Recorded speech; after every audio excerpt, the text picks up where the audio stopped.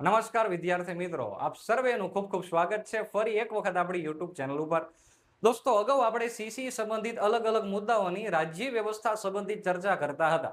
આજ રોજ આપણે એમાં જ અલગથી એક મુદ્દો ભણવા જઈ રહ્યા છીએ અને તમારા અભ્યાસક્રમની અંતર્ગત બીજા નંબરનો ટોપિક્સ આપેલો છે, જેમાં લોકશાહીના પાયાના મૂલ્યો અલ્પ વિરામ અને ત્યાર પછી લખેલું છે એ છે રાષ્ટ્રવાદ. અને એમાં જે કમ્બાઈન મુદ્દો મૂકેલો છે અને એમાં શબ્દ મૂકેલો છે બિન સાંપ્રદાયિકતા. તો આપણે આ મુદ્દાની આજરોજ આપણે એક જ લેક્ચરમાં ચર્ચા કરવા જઈ રહ્યા છીએ કે જે તમારી સ્પર્ધાત્મક પરીક્ષામાં રાજ્યશાસ્ત્રના અંતર્ગત આ મુદ્દો મૂકેલો છે.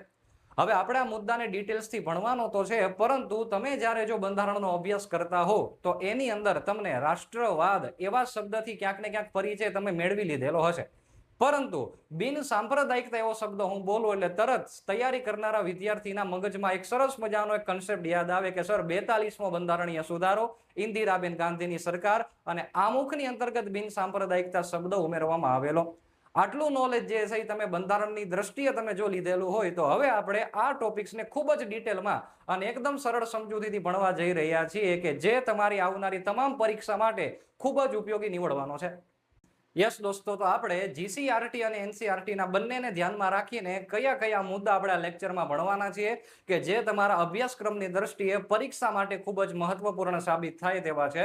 તો સૌથી પહેલા આપણો નિયમ છે મુજબ લેક્ચરની સિસ્ટમ જે ચાલે છે પ્રમાણે આપણે એની અનુક્રમણિકા જોઈ લઈએ કે આપણે આગળ જે લેક્ચર આપણે જોવાના છીએ એમાં કઈ કઈ બાબતોનો આપણે અભ્યાસ કરવાના છીએ.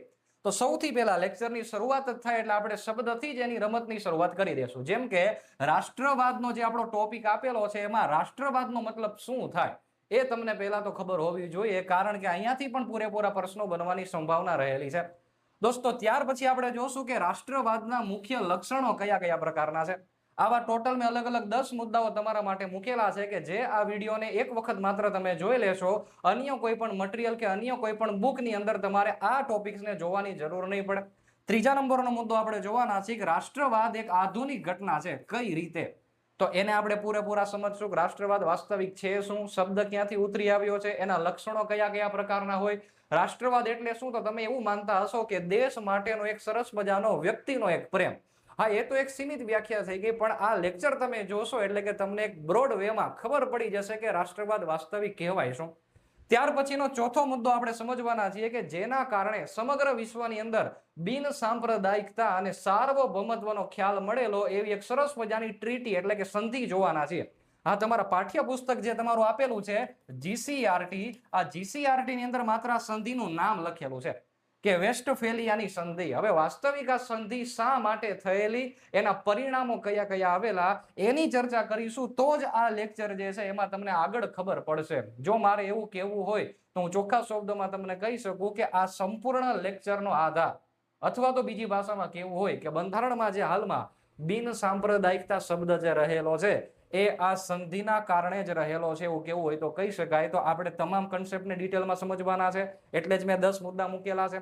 ત્યાર પછીનો મુદ્દો છે બિન સાંપ્રદાયિકતા એટલે શું. એટલે તમે જોઈ શકો છો કે 1 થી 4 મુદ્દામાં આપણે રાષ્ટ્રવાદને ભણીશું. તમારા તમામ કન્સેપ્ટને આપણે એમાં ક્લિયર કરી દઈશું. બિન સાંપ્રદાયિકતા જે તમે માત્ર એવું સાંભળેલું છે અથવા તમે એવું વાંચેલું છે કે રાજ્ય તમામ ધર્મ પ્રત્યે સમાન વર્તણૂક રાખશે, પરંતુ ડિટેલ્સમાં રાજ્યશાસ્ત્રની દ્રષ્ટિએ સમજવું હોય તો આપણે આગળના મુદ્દાને પણ સમજવા પડશે કે ભારતમાં શા માટે બિન સાંપ્રદાયિકતા જ શબ્દો ઉમેરવામાં આવેલો. જ્યારે ધર્મની દ્રષ્ટિકોણથી રાજ્યના તો અલગ અલગ 3 પ્રકાર પડે છે, તો આપણે 3 પ્રકાર જોઈશું અને એમાં પણ આપણે અલગ અલગ 2 મુદ્દા જોશું. કયા મુદ્દા? તો કે બિન સાંપ્રદાયિકતાનું ભારતીય મોડેલ, એક પશ્ચિમ તરફનું મોડેલ છે કે જે અમેરિકા જેવા દેશોની અંદર છુપાયેલું છે, અને બીજું એક ભારતીય મોડેલ છે કે આ બંને વચ્ચેનો તફાવત શું છે એ પણ અલગ અલગ પરીક્ષાઓમાં પૂછાય છે, તો એની પણ તમારે તકેદારી રાખવાની છે. ઓકે, ત્યાર પછીનો મુદ્દો છે હાલના સમયમાં, આધુનિક સમયમાં બિન સાંપ્રદાયિકતાની જરૂરિયાત શું છે. તો મુખ્ય પરીક્ષા માટે તો આ બધા મુદ્દાઓ એકદમ ટોપ લેવલના છે. તો આ એક જ વિડીયોમાં પ્રિલિમ એક્ઝામ અને મુખ્ય પરીક્ષા બંનેને આધાર રાખીને આપણા વિડીયોને પૂર્ણ કરવા જઈ રહ્યા છીએ. તમારા તમામ આવનારી પરીક્ષામાં બનતા મુદ્દા અને કન્સેપ્ટ જો તમને ફાવતા હશે તો જ તમે આ બધા મુદ્દાઓને સરળતાથી જવાબ પરીક્ષામાં આપી શકશો. 9મા નંબરનો મુદ્દો છે પાઠ્યપુસ્તકમાં દર્શાવેલી મહત્વની બાબતો. જેવું આપણે ઓલરેડી અગાઉના તમે 2 લેક્ચર જોયેલા હોય. રાજ્યશાસ્ત્ર સંબંધિત, જેમાં આપણે સૌથી પહેલા રાજ્યશાસ્ત્રનો ખ્યાલ જોયો હતો અને ત્યાર પછી લોકશાહીના પાયાના મૂલ્યો જોયેલા. આપ દરેક વિદ્યાર્થી મિત્રો એ વિડીયોમાં ખૂબ જ પ્રેમ આપેલો, એટલે જ આપણે ત્રીજા વિડીયોની અંદર ભેગા થયેલા છીએ. ચેનલ જે કોઈ પણ વિદ્યાર્થી મિત્રોને સબસ્ક્રાઇબ કરવાની બાકી હોય તે ફટાફટ ચેનલને સબસ્ક્રાઇબ કરી લ્યો. ધીરે ધીરે આપણે આગળ જેટલા પણ ટોપિક છે એને ધીમે ધીમે ભણવાનો પૂરેપૂરો પ્રયત્ન કરીશું. ચાલો, ત્યાર પછી આપણે 9મા નંબરનો ટોપિક છે પાઠ્યપુસ્તક. એટલે કે આપણે જેમ ભણીએ છીએ એમ જીસીઆરટી ના મહત્વના મુદ્દાઓને આઈએમપી દ્રષ્ટિકોણથી હું તમારી ડિસ્પ્લે ઉપર રાખીશ. એને તમારે સમજવાના છે, પણ ક્યારે? આ બધો લેક્ચર પૂરો થઈ જાય એટલે લાસ્ટમાં. અને અંતિમ મહત્વનો પડાવ કે જો કોઈ વિદ્યાર્થી અંતિમ સમય સુધી લેક્ચરમાં ટકી રહે છે આ મુદ્દો અને વાસ્તવિક તમે જો તૈયારી કરી રહેલા હોય તો તમારે આ 10મો ટોપિક સ્કીપ કરવાનો નથી. કેમ કે આખા લેક્ચરનો નિચોડ જે છે તમારે જવાબરૂપી મને કમેન્ટમાં આપવાનો રહેશે, ને એ છે પૂછાઈ ગયેલા પ્રશ્નો. આમાં મેં લખેલું નથી પણ હું તમને કહી દઉં છું, પીવાયક્યુ પણ છે અને સાથોસાથ પ્રેક્ટિસ પ્રશ્નોની પણ આપણે ચર્ચા કરવા જઈ રહ્યા છીએ. તો આમ ટોટલ રાષ્ટ્રવાદ અને બિનસાંપ્રદાયિકતાની અંતર્ગત આ 10 મુદ્દા દરેક તૈયારી કરનારા વિદ્યાર્થીને ફરજિયાત આવડતા હોવા જોઈએ. એક પછી એક વારાફરતી દરેક મુદ્દાની ચર્ચાની શરૂઆત આપણે કરતા જઈએ. યસ દોસ્તો, તો આપણે અગાઉ અનુક્રમણિકામાં જોયેલું એ પ્રમાણે સૌથી પહેલા મુદ્દાની ચર્ચા કરીએ તો શરૂઆત જ અહીંયાથી કરવી છે કે રાષ્ટ્રવાદ એટલે કે શું છે. તો તમે જો ક્યાંક ને ક્યાંક સાંભળેલું હશે કે દેશ પ્રત્યે રાષ્ટ્રવાદની ભાવના રાખવી, દેશની અંદર દરેક વ્યક્તિને પ્રેમ રાખવો, દેશ પ્રત્યે લોકોને પ્રેમ હોવો જોઈએ, વફાદારી હોવી જોઈએ. હા કે ના? તો આ બધી વસ્તુને શું કહેવાય છે? રાષ્ટ્રવાદ કહેવામાં આવે છે. તો સૌથી પહેલા હું તમને મારી ભાષામાં કહી દઉં કે રાષ્ટ્રવાદ શું કહેવાય, ને પછી રાજ્યશાસ્ત્રની દ્રષ્ટિએ આની વ્યાખ્યા શું થાય એને આપણે સમજવાનો પ્રયત્ન કરીએ. સિમ્પલ ભાષામાં જો મારે તમને કહેવું હોય તો હું અને તમે આપણે બંને કયા દેશના નાગરિકો છીએ? ભારત દેશના નાગરિકો છીએ. તો સ્વાભાવિક છે કે સૌથી પહેલા આપણા ઉપર સર્વોપરી હિત કોનું હોય? તો કે દેશનું હોય. આપણે કોની માટે તૈયાર હોવા જોઈએ? હંમેશા દેશ માટે તૈયાર હોવા જોઈએ. તો કોઈ પણ નાગરિકને પોતાના દેશ પ્રત્યે પ્રેમની ભાવના હોય. શેની ભાવના હોય? પ્રેમની ભાવના હોય. અને જે વ્યક્તિને દેશ પ્રત્યે ગર્વ હોય, શું હોય ભાઈ? ગર્વ રહેલું હોય. દેશ પ્રત્યે પ્રેમ હોય, દેશ પ્રત્યે ગર્વ હોય, અને સાથોસાથ દેશ પ્રત્યે તેની વફાદારી જે વ્યક્તિ દર્શાવે, શું દર્શાવે? વફાદારી જે વ્યક્તિ દર્શાવે એને શું કહેવામાં આવે? રાષ્ટ્રવાદ કહેવામાં આવે. હવે આ તો સિમ્પલ વ્યાખ્યા થઈ ગઈ. દેશ પ્રત્યે મને પણ પ્રેમ છે અને તમને પણ પ્રેમ છે. દેશ પ્રત્યે મને પણ ગર્વ છે કે હું ભારતીય છું, અને એબ્સોલ્યુટલી તમને પણ ગર્વ હશે કે તમે પણ ભારતીય છો. સાથોસાથ દેશ પ્રત્યે વફાદારી મારી પાસે પણ છે અને તમારી પાસે પણ છે. પરંતુ વાસ્તવિક વ્યાખ્યાની શું થાય એને સમજતા પહેલા એક બાબતનું ધ્યાન રાખી લઈએ કે દોસ્તો અહીંયા તમને રાષ્ટ્રવાદમાં એક બીજો શબ્દ પણ દેખાય છે અલગથી, અને એ શબ્દ એટલે કે કયો? તો કે રાષ્ટ્ર. તો આપણી પરીક્ષામાં અહીંયાથી પૂરેપૂરી શક્યતા છે કે પ્રશ્ન બને કે રાષ્ટ્રનો મિનિંગ શું થાય. અહીંયા આપણે જે વ્યાખ્યા જોઈએ તો રાષ્ટ્રવાદની વ્યાખ્યા જોઈ કે દરેક વ્યક્તિને પોતાના દેશ પ્રત્યે ગૌરવની અને ગર્વની બાબત હોવી, વફાદારીની અને પ્રેમની ભાવના હોવી, તેને રાષ્ટ્રવાદ કહેવાય. પણ વાસ્તવિકમાં રાષ્ટ્રવાદમાં રાષ્ટ્રનો મિનિંગ શું થાય? તો તમારા રાજ્યશાસ્ત્રની અંદર પાઠ્યપુસ્તક ધોરણ 11 અને એમાં તમને પાઠ નંબર 3 આપેલો છે. એમાં એક વ્યાખ્યા લખેલી છે એઝ ઇટ ઇઝ. હું એ જ વ્યાખ્યા તમને કહેવા જઈ રહ્યો છું કે રાષ્ટ્ર શબ્દ જે છે એ એક સરસ મજાના નેશન નામના શબ્દ તરીકે અંગ્રેજીમાં ઓળખવામાં આવે. નેશન એટલે જ રાષ્ટ્ર અને રાષ્ટ્ર એટલે જ નેશન. તો આ નેશન શબ્દ જે છે એ કઈ ભાષા ઉપરથી ઉતરી આવેલો છે એ આપણી પરીક્ષામાં 1 માર્કમાં પૂછાય એવી પૂરેપૂરી શક્યતા છે. એને આપણે સમજી લઈએ. અને કદાચ તમે જાણતા પણ હશો તો નેશન નામનો શબ્દ જે રહેલો છે એ લેટિન ભાષાના શબ્દ ઉપરથી ઉતરી આવેલો છે. કઈ ભાષાના શબ્દ ઉપરથી? લેટિન ભાષાના શબ્દ ઉપરથી ઉતરી આવેલો છે. અગાઉ આપણે આ બધું જોઈ ચૂકેલા છીએ, જેમ કે રાજ્યશાસ્ત્રમાં પોલિટિકલ શબ્દ કયા ભાષા ઉપરથી ઉતરી આવેલો છે. તો સંભાવના છે કે તમને આ બધામાંથી કદાચ ભાષા આધારિત જો જોડકું મૂકી દે કે જોડકા જોડો કઈ ભાષાનો શબ્દ છે, તો પણ એમાં નવાઈની વાત બિલકુલ કહેવાશે નહીં. તો લેટિન ભાષાનો શબ્દ છે. તો સ્વાભાવિક છે કે લેટિન ભાષાના કયા શબ્દ ઉપરથી? તો લેટિન ભાષાનો એક શબ્દ છે જેનું નામ છે નેસિયો. શું નામ છે? નેસિયો. હવે નેસિયોનો મિનિંગ થાય શું? નેસિયોનો મિનિંગ એવો થાય કે કોઈ પણ એક સમુદાય, જેમ કે જાતિ અથવા તો કોઈ પણ એક પ્રકારનો વંશ. જુઓ તો આનો સિમ્પલ મિનિંગ શું થાય? નેસિયો એટલે શું? તો કે જાતિ અને વંશ. અને એને તમે અંગ્રેજીમાં ટ્રાન્સલેટ કરો શું થાય? નેશન. અને ગુજરાતીમાં જઈએ તો આપણે શું કહેવાય? રાષ્ટ્ર. તો મારે તમને રાષ્ટ્રની વ્યાખ્યા આપવી હોય તો હું એવી આપી શકું ખરો કે કોઈ પણ એક જ, યાદ રાખજો, કોઈ પણ એક જ જાતિ અથવા તો વંશમાંથી બનેલો સમૂહ, વંશમાંથી બનેલો જે સમૂહ જે છે એને શું કહેવાય? આપણે રાષ્ટ્ર કહેવાય. તો જો આપણે પહેલા રાષ્ટ્રવાદની વ્યાખ્યા જોઈ, પછી રાષ્ટ્ર શું કહેવાય એ આપણે આખું સમજી ચૂક્યા. ખાસ અંડરલાઈન તમારે એ સમજવાનું છે કે જાતિ અને વંશમાંથી બનેલો સમૂહ હોય એને શું કહેવાય? રાષ્ટ્ર આપણે કહીએ છીએ. ચલો થોડુંક આને ડિટેલમાં સમજવાનો પ્રયત્ન કરીએ કે અહીંયા વાસ્તવિક કોઈ એવા રાજ્યશાસ્ત્રી ખરા કે જેમણે કોઈ સરસ મજાની વ્યાખ્યા આપેલી હોય? તો દોસ્તો તમારી પાઠ્ય પુસ્તકમાં જ એક વ્યક્તિ આપેલા છે, એનું જ હું નામ લઈને તમને પૂરેપૂરી વ્યાખ્યા સમજાવી દઉં, જે તમને ખ્યાલ આવશે કે રાષ્ટ્રની વ્યાખ્યા વાસ્તવિક શું થાય. તો એ વ્યક્તિનું નામ છે લોર્ડ બ્રાઇસ. શું નામ છે? લોર્ડ બ્રાઇસ નામના એક વ્યક્તિ છે. એ એવું કહે છે કે કોઈ પણ આવો જાતિ કે વંશનો બનેલો સમૂહ હોય અથવા તો લોકોમાં જે દિલથી જોડાવાની ભાવના હોય, જો ખાસ ધ્યાનમાં રાખજો એમણે શબ્દોનો શું પ્રયોગ કરેલો છે કે લોકોની અંતર્ગત જો દિલથી એક થવાની ભાવના હોય, એટલે કે આપણે લખીએ અહીંયા મારી ભાષામાં લખું, લોકોમાં દિલથી એક થવાની ભાવના હોય. જો તો દિલથી એક થવાની ભાવના હોય અને એ ભાવનાની અંદર જો રાજકીય તત્વ ઉમેરાય, કેવું તત્વ ઉમેરાય? રાજકીય તત્વ ઉમેરાય તો તે રાષ્ટ્ર બને છે. હવે રાજ્યશાસ્ત્રીની વ્યાખ્યા છે એટલે મને ખબર છે કે આ વ્યાખ્યા જે છે તદ્દન અઘરી લાગે, પણ હું તમને બે એવા સરસ મજાના ઉદાહરણ આપું કે જેના ઉપરથી તમે આ લોર્ડ બ્રાઇસ કાકા શું કહેતા હતા એની તમને સીધી ભાષામાં ખબર પડી જાય. તો પહેલા આખી વ્યાખ્યાને હું એમને બોલી જાઉં. શું કહે છે? તો કે જે જાતિ અથવા તો વંશમાં, એટલે ટૂંકમાં લોકોથી જ બનેલું હોય, એ લોકોમાં દિલથી એક થવાની ભાવના હોય. જો તો ભાઈ, હું પણ ભારતીય છું અને તમે પણ ભારતીય છો. આપણે જ્યારે આપણી કોઈ પણ પરીક્ષાનું ફોર્મ ભરીએ છીએ ત્યારે નેશનાલિટી એવો શબ્દ તમને પૂછે, રાષ્ટ્રીયતા આપણને પૂછે, ત્યારે આપણે બધા શું લખીએ છીએ? ઇન્ડિયન. એમ અહીંયા શું કહે છે કે લોકોમાં એક થવાની ભાવના હોય. તો ચાલો, એક થવાની ભાવના આપણી પાસે હતી અને એ બધામાં રાજકીય તત્વો ઉમેરાય. હવે રાજકીય તત્વોનો મતલબ શું થયો? તો કે સ્વતંત્રતા મેળવવાની જો ઈચ્છા એમને પ્રગટ થાય તો એ શું બને છે? રાષ્ટ્ર બને છે. સર અઘરા શબ્દ પડે છે, સમજાતું નથી. ઉદાહરણ તરીકે તમને એક વાત કહી દઉં તો આપણે બધા લોકો જ્યારે 15મી ઓગસ્ટ 1947 પહેલા જ્યારે આપણો ભારત દેશ બ્રિટિશરોની ગુલામી અંતર્ગત હતો, ત્યારે હું અને તમે, આપણા જે પૂર્વજો છે, જે ભારતીયો છે, એ બધા દિલથી કેવા હતા? તો કે એક હતા. અને એ બધામાં એક કયું તત્વ ઉમેરાણું? તો કે રાજકીય તત્વ ઉમેરવામાં આવ્યું. અને આ રાજકીય તત્વ આપણા માટે શું હતું? તો કે સ્વતંત્રતા મેળવવાનું. અને સ્વતંત્રતા આપણને ક્યારે મળે છે? 15મી ઓગસ્ટ 1947 ના રોજ. તો આપણો આ જે પ્રદેશ હતો, જે વિસ્તાર હતો, એને હવે આપણે શું કીધું છે? રાષ્ટ્ર કીધેલું છે.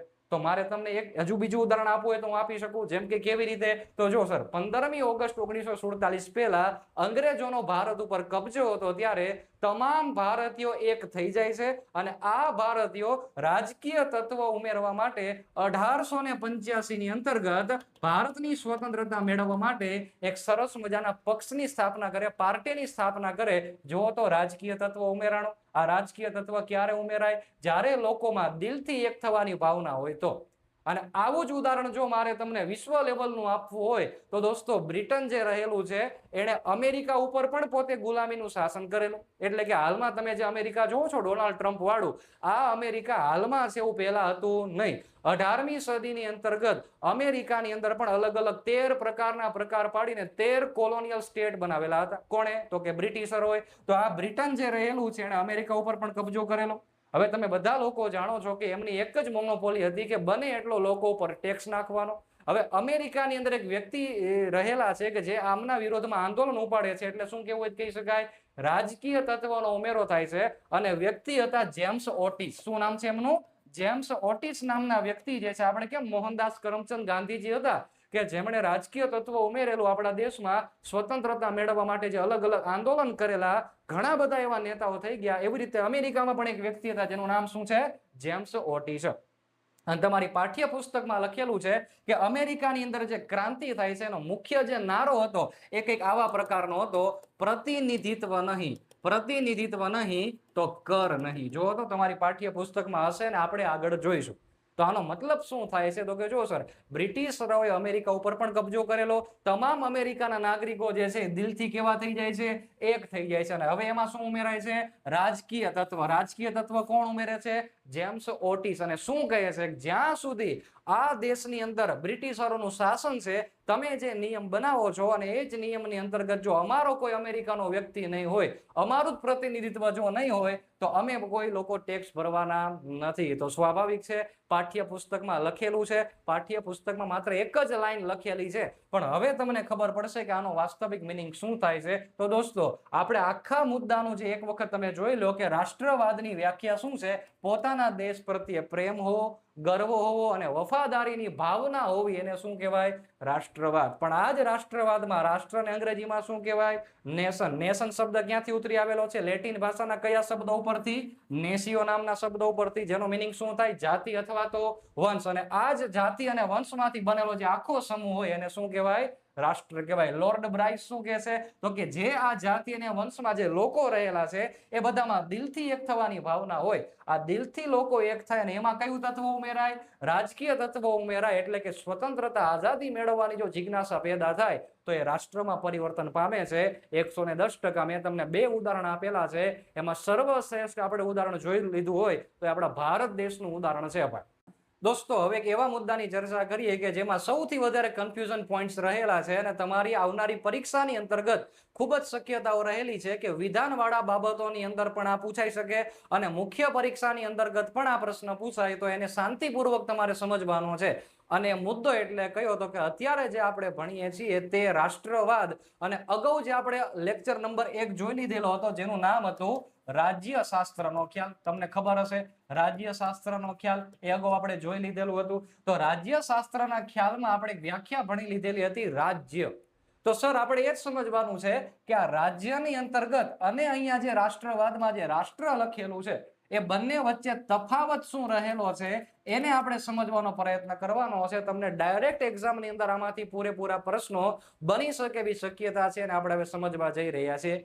તો નેશનનો મતલબ શું થાય અને સ્ટેટનો મતલબ શું થાય? જો તમે આ લેક્ચરને હજુ સુધી નથી જોયેલો તો હું એની ડિસ્ક્રિપ્શનમાં લિંક મૂકી દઈશ. પહેલા તમારે આ લેક્ચરને જોવાનો છે, ત્યાર પછી એનો બીજો લેક્ચર છે લોકશાહીના પાયાના મૂલ્યો, અને ત્યાર પછી તમારા અભ્યાસક્રમ પ્રમાણે તમારે આગળ ચાલવાનું રહેશે. તો દોસ્તો, આપણે આ બંને તફાવતને એકદમ થિયોરિટિકલ વેમાં સમજવાની બદલે હું તમને એક સરળ ચિત્ર જ બતાવી દઉં, ઉદાહરણ જ બનાવી દઉં, તો ઉદાહરણ ઉપરથી જ તમને આ બધી બાબતોની શાંતિપૂર્વક ખબર પડી જાય. અને આ ઉદાહરણ એટલે કે તમે ચિત્રમાં જોઈ શકો છો કે એક ચિત્રની અંદર તમને આખો સંયુક્ત પરિવાર દેખાતો હશે. જો તો રાષ્ટ્રની આપણે વાત કરવા જઈએ છીએ તો મારી ભાષામાં મારે તમને સમજાવવા હોય તો રાષ્ટ્ર એટલે કે આપણી ભાષામાં જો કેવું હોય તો રાષ્ટ્ર એટલે કે સરસ મજાનો સંયુક્ત પરિવાર. જો રાષ્ટ્ર એટલે કે શું છે? સંયુક્ત પરિવાર. હવે જો સાહેબ, પરિવારની અંદર જે તમે પણ પોતે તૈયારી કરવા તમારું ઘર મૂકીને બીજી કોઈ પણ જિલ્લાની અંદર તૈયારી કરવા ગયેલા હશો, એમ અહીંયા પણ મેં ચિત્ર મૂકેલો છે એના ઉપર આપણે જોઈએ કે એક મુખ્ય વ્યક્તિ, જે વડીલ વ્યક્તિ જે છે એ વડીલ વ્યક્તિ, એમનો પરિવાર જે છે અલગ અલગ જગ્યાએ પોતે આર્થિક હેતુથી અલગ અલગ વિદેશની અંદર પણ પોતે રોકાયેલા છે. હવે તમે બધી વસ્તુનું ધ્યાન રાખજો કે બધા વ્યક્તિઓ અલગ અલગ ભલે રોકાયેલા હોય પણ બધા લોકો દિલથી તો એક જ છે ને. સમજાય છે કે નહીં? બધા લોકો કેવા છે? દિલથી એક જ છે. બધાની અટક પણ સરખી છે, બધાનો વારસો અને બધાની જે કહેવાય જવાબદારી પણ એક સરખી જ છે. તમે જોઈ શકો છો. એટલે કે અહીંયા આપણે મૂળ આપણા સંસ્કાર અને આપણી જેટલી પણ નીતિઓ જે છે એને આપણે કદી ભૂલતા નથી. એમ અહીંયા રાષ્ટ્ર પણ એક એવી જ વસ્તુ છે કે ભલે બધા અલગ અલગ જગ્યાએ રહેલા હોય પણ જો લોકોમાં દિલથી એક થવાની ભાવના હોય તો એ શું બને છે? રાષ્ટ્ર બને છે. તો અહીંયા જે મેં તમને રાષ્ટ્રની વાત કીધેલી છે, આશા રાખું છું કે તમને ખબર પડી ગયેલી હશે કે જો કોઈ વ્યક્તિ વિદેશની અંદર રહેલા હોય પરંતુ પારિવારિક દ્રષ્ટિકોણથી બધા એક જ છે. જ્યારે પરિવાર ઉપર કોઈ એવી આફત આવી પડશે ત્યારે બધા લોકો એક થઈ જશે. એવી જ રીતે મેં તમને અગાઉ વાત કીધી કે દેશ ઉપર આફત આવશે, ભલે બધા કોઈ પણ જગ્યાએ અલગ અલગ રહેલા હોય પણ દેશની ઉપર બાબત આવશે ત્યારે રાજકીય તત્વો ઉમેરાશે અને બધા લોકો દિલથી એક થઈ જશે. એને શું કહેવામાં આવશે? રાષ્ટ્ર કહેવામાં આવશે. આવા જ દ્રષ્ટિકોણથી આ બધા લોકોને આપણે ભેગા કરીએ અને મારે તમને એવું શુદ્ધ ગુજરાતી ભાષામાં સરળ ઉદાહરણથી સમજાવવું હોય કે દોસ્તો રાજ્ય એટલે કે શું, તો રાજ્યને સમજવું હોય તો તમારે આ 4 ફોટા જે બોર્ડ ઉપર દોરેલા છે એને તમારે સમજવું પડશે. તો આપણે એ જ ઉદાહરણને આની અંદર ઇમ્પ્લિમેન્ટ કરીએ તો રાજ્ય બનવા માટે મૂળભૂત તત્વો કેટલા જરૂરી છે? 4. જો અગાઉનો લેક્ચર જોયો હોય તો જ તમને ખબર પડે. આ 4 તત્વો જે રહેલા છે એમાં સૌથી પહેલું તત્વ કયું? તો સૌથી પહેલું તત્વ એટલે કે વસ્તી, જનસંખ્યા. તો હવે હું આ જ ઉદાહરણથી તમને આગળ વધારું એટલે તમને ખ્યાલ આવે. પછી આપણે થિયરીમાં લખશું કે તમારી મુખ્ય પરીક્ષામાં પૂછાય તમારે કેવી રીતે આની અંદર શબ્દો ઉમેરવા, અને પ્રિલિમ પરીક્ષામાં તમને કેવા કેવા પ્રકારનું પૂછાય એની એક તમને ખાસ બાબત જરૂરી હોવી જોઈએ. તો જો સર, જેટલા પણ અલગ અલગ વિદેશમાં લોકો, તમે પરિવારના લોકો રહેતા હતા, બધા વ્યક્તિઓ હવે એક થઈ ગયા. તો જો તો પેલા ફોટાની અંદર બધા વ્યક્તિઓને મેં કેવા કરેલા છે, એક જ માળખાની અંદર મૂકેલા છે. તો બધા વ્યક્તિઓ એક થઈ ગયા. બધા લોકોએ ભેગા થઈને સંયુક્ત પરિવારના આધાર ઉપર એક મકાન બનાવવાનું નક્કી કર્યું. હવે મકાન બનશે તો એની એક નિશ્ચિત બાઉન્ડ્રી હશે, તમે જોઈ શકો છો નિશ્ચિત બાઉન્ડ્રી. હવે આ મકાનની અંદર જોઈન્ટ ફેમિલી છે, તો કોઈક વ્યક્તિ જે છે નિયમ બનાવવા માટે પરિપક્વ વ્યક્તિ હોવા જોઈએ. અને પરિપક્વ વ્યક્તિ એટલે કે તમારા ઘરમાં જેમ તમારા બાપુજી છે, તમારા પપ્પા છે, એમ અહીંયા પણ આ વ્યક્તિ રહેલા છે બોસ. પોતે ઘરના કોણ છે? મેન વડીલ વ્યક્તિ છે, કે જ્યાં બધા ઉપર નિયંત્રણ રાખશે, બધા ઉપર દેખરેખ રાખશે. એટલે ઘરના નિયમ બનાવવા માટે ત્રીજા નંબરમાં મેં જે લખેલા છે એ મુખ્ય વડીલ વ્યક્તિ હોવા જોઈએ. અને ચોથા નંબરની અંદર જો આપણે વાત કરીએ તો નંબર 4 માં કીધેલું છે કે ઘરના કોઈ પણ એવા નિર્ણય લેવાના થાય તો ઘરના બધા લોકો ભેગા બેસીને લઈ શકે, બહારના કોઈ પણ વ્યક્તિને બોલાવવાની જરૂર નથી. આંતરિક અને બાહ્ય નિર્ણય જો પોતાની રીતે લઈ શકતા હોય એ જ પરિવાર જે છે એ સાચો સાબિત થાય. હવે આ ચારે ચાર ઇમેજને જો આપણે રાજ્યશાસ્ત્રની વ્યાખ્યા પ્રમાણે જો લખવા હોય તો સૌથી પહેલા મેં જે સંયુક્ત પરિવાર મેં તમને અહીંયા કીધો, તો આપણે અહીંયા એવું લખી શકીએ કે આ સંયુક્ત પરિવાર એટલે આપણી પરીક્ષા પ્રમાણે શું છે? જનસંખ્યા. શું છે? વસ્તી. શું છે? વસ્તી. ચાલો, તો રાજ્ય બનવાના કેટલા તત્વો છે? 4 તત્વો. હવે આ બધા લોકો વસ્તી ભેગી થઈને કોઈક નિશ્ચિત ટેરેટરી બનાવે. નિશ્ચિત ટેરેટરી એટલે શું? તો કે જો પોતાનું પાક્કું મકાન બનાવ્યું, આ પાક્કા મકાનની કઈક બાઉન્ડ્રી હશે. આ બાઉન્ડ્રી એટલે કે શું કહેવાય? તો આ જ બાઉન્ડ્રી એટલે કે કોઈ નક્કી કરેલો વિસ્તાર. તો જો સર, મેં તમને અગાઉના લેક્ચરમાં ડિટેલમાં સમજાવેલું છે, અત્યારે મારે કન્સેપ્ટ સમજાવવા છે એટલે હું તમને આનું ક્લારિફિકેશન આપું છું. ત્રીજા નંબરમાં કે આ જે આખું ઘર છે અને આ બધા લોકો છે એમને અંકુશમાં રાખવા માટે, કંટ્રોલમાં રાખવા માટે કોઈક એક સરકાર પણ હોવી જોઈએ કે જે નિયમ બનાવે. અને સરકાર એટલે કે કોણ? તો કે આ દાદા બેઠા છે, વડીલ વ્યક્તિ બેઠા છે, અનુભવી વ્યક્તિ બેઠા છે, એ એટલે કે કોણ છે? તો કે સરકાર છે. તમે જોઈ શકો છો. અને પછી સર, સૌથી અગત્યની બાબત કે આ 3 વસ્તુ તો હોય, પરંતુ જો ચોથી બાબત જો આપણી પાસે ન હોય તો તે રાજ્યની કેટેગરીમાં આવતું નથી. અને ચોથી બાબત એટલે કે કઈ? તો એ છે સાર્વભૌમત્વ. શું છે? સાર્વભૌમત્વ. આમ 4 બાબત ભેગી થાય ત્યાં બધી વસ્તુ ભેગી થાય ત્યારે શેની વ્યાખ્યા બને છે? રાજ્યની વ્યાખ્યા બને છે. જ્યારે આ 4 ટોપિક્સને તમે જોઈ લ્યો અને આગળના મુદ્દાને જોઈ લ્યો તો તમે બંનેનો કન્ફ્યુઝન, બંનેનો તફાવત જે છે એકદમ સરળતાથી યાદ રાખી શકશો. જેમ કે કેવી રીતે? તો જો સર, રાજ્ય બનવા માટે આ 4 જરૂરિયાત, 4 મૂળભૂત જરૂરિયાત છે. જ્યારે આપણા દેશમાં રાષ્ટ્ર બનાવવું હોય તો મૂળભૂત જરૂરિયાત કઈ છે? કઈ જ જરૂરિયાત નહીં. માત્ર ને માત્ર કેવી જરૂરિયાત? તો કે બધા વ્યક્તિઓ પોતપોતાની રીતે લાગણીશીલ સંબંધોથી એક થયેલા હોવા જોઈએ. આટલી જ જરૂરિયાત આપણા દેશની અંતર્ગત રાષ્ટ્ર માટે જરૂરી છે. દોસ્તો, ચિત્ર ઉપરથી માહિતી મેળવી લીધી હોય તો હવે આપણને કોષ્ટક બનાવતા ખૂબ જ સરળ સાબિત થશે. અને એમાં આપણે બંને ભાગ પાડી દઈએ કે આપણને તફાવત પૂછેલો છે. એક બાજુ રાષ્ટ્રનો તફાવત પૂછેલો છે અને બીજી બાજુ શેનો તફાવત પૂછેલો છે? રાજ્યનો તફાવત પૂછેલો છે. આ બંને તફાવતને આપણે સરળતાથી જો સમજવો હોય તો સૌથી પહેલો અને કોમન પોઈન્ટ આપણે જોઈ લઈએ કે રાષ્ટ્ર અને રાજ્યની કોમન બાબતમાં વ્યાખ્યા કઈ કઈ સાબિત થઈ શકે. તો રાષ્ટ્ર એ કેવા પ્રકારની વિભાવના છે? તો તમે અગાઉ જોયું તેમ કે રાષ્ટ્ર એક પ્રકારની સામાજિક વિભાવના છે. કેવી વિભાવના છે? સામાજિક ખ્યાલ છે. આપણે કેવું હોય કહી શકાય. બીજા શબ્દમાં કેવું હોય તો લોકો પોતાના દ્રષ્ટિકોણથી એકબીજા સાથે જોડાયેલા રહેવા હોવા જોઈએ, દિલથી એક થયેલા હોવા જોઈએ. તો મારે એમ કેવું હોય કહી શકાય કે આ પણ કેવો ખ્યાલ છે?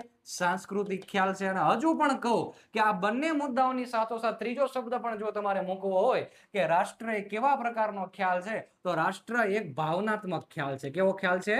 ભાવનાત્મક ખ્યાલ છે. આપણે અગાઉ જોયું હતું ને કે એક વડીલ વ્યક્તિ ભલે પોતાના કોઈ પણ જગ્યા ઉપર બેઠેલા હોય અને અલગ અલગ તેના પરિવારના લોકો કોઈ પણ ક્ષેત્રની અંતર્ગત રહેલા હોય, કોઈ પણ વિદેશમાં રહેલા હોય, પણ બધા લોકો એક જ ભાવનાથી સંકળાયેલા છે. અને એ જ ભાવના એટલે શેની ભાવના છે? રાષ્ટ્રની ભાવના. અને જ્યારે આપણે રાજ્યની વ્યાખ્યા જોઈ હતી ત્યારે એ સમયે પણ મેં કીધેલું કે આ રાજ્યની વિભાવના જે છે કેવા પ્રકારનો ખ્યાલ છે, તો એની વ્યાખ્યાની અંતર્ગત આપણે લખી શકીએ કે રાજ્યની વિભાવના જે રહેલી છે એ એક પ્રકારનો રાજકીય ખ્યાલ છે. કેવો ખ્યાલ છે? રાજકીય ખ્યાલ છે. કેમ રાજકીય ખ્યાલ છે? કારણ કે એની અંદર સરકારનું તત્વ આપણને અહીંયા જોવા મળે છે. જ્યારે અહીંયા કોઈ પણ પ્રકારનું તત્વ સરકાર સંબંધિત આપણને જોવા મળતું નથી, માત્ર વિચાર અને માનસિક રીતે અને ભાવનાઓથી જ જોડાયેલા છીએ, એટલે આપણે આ રાષ્ટ્રની વ્યાખ્યામાં મૂકવું પડે.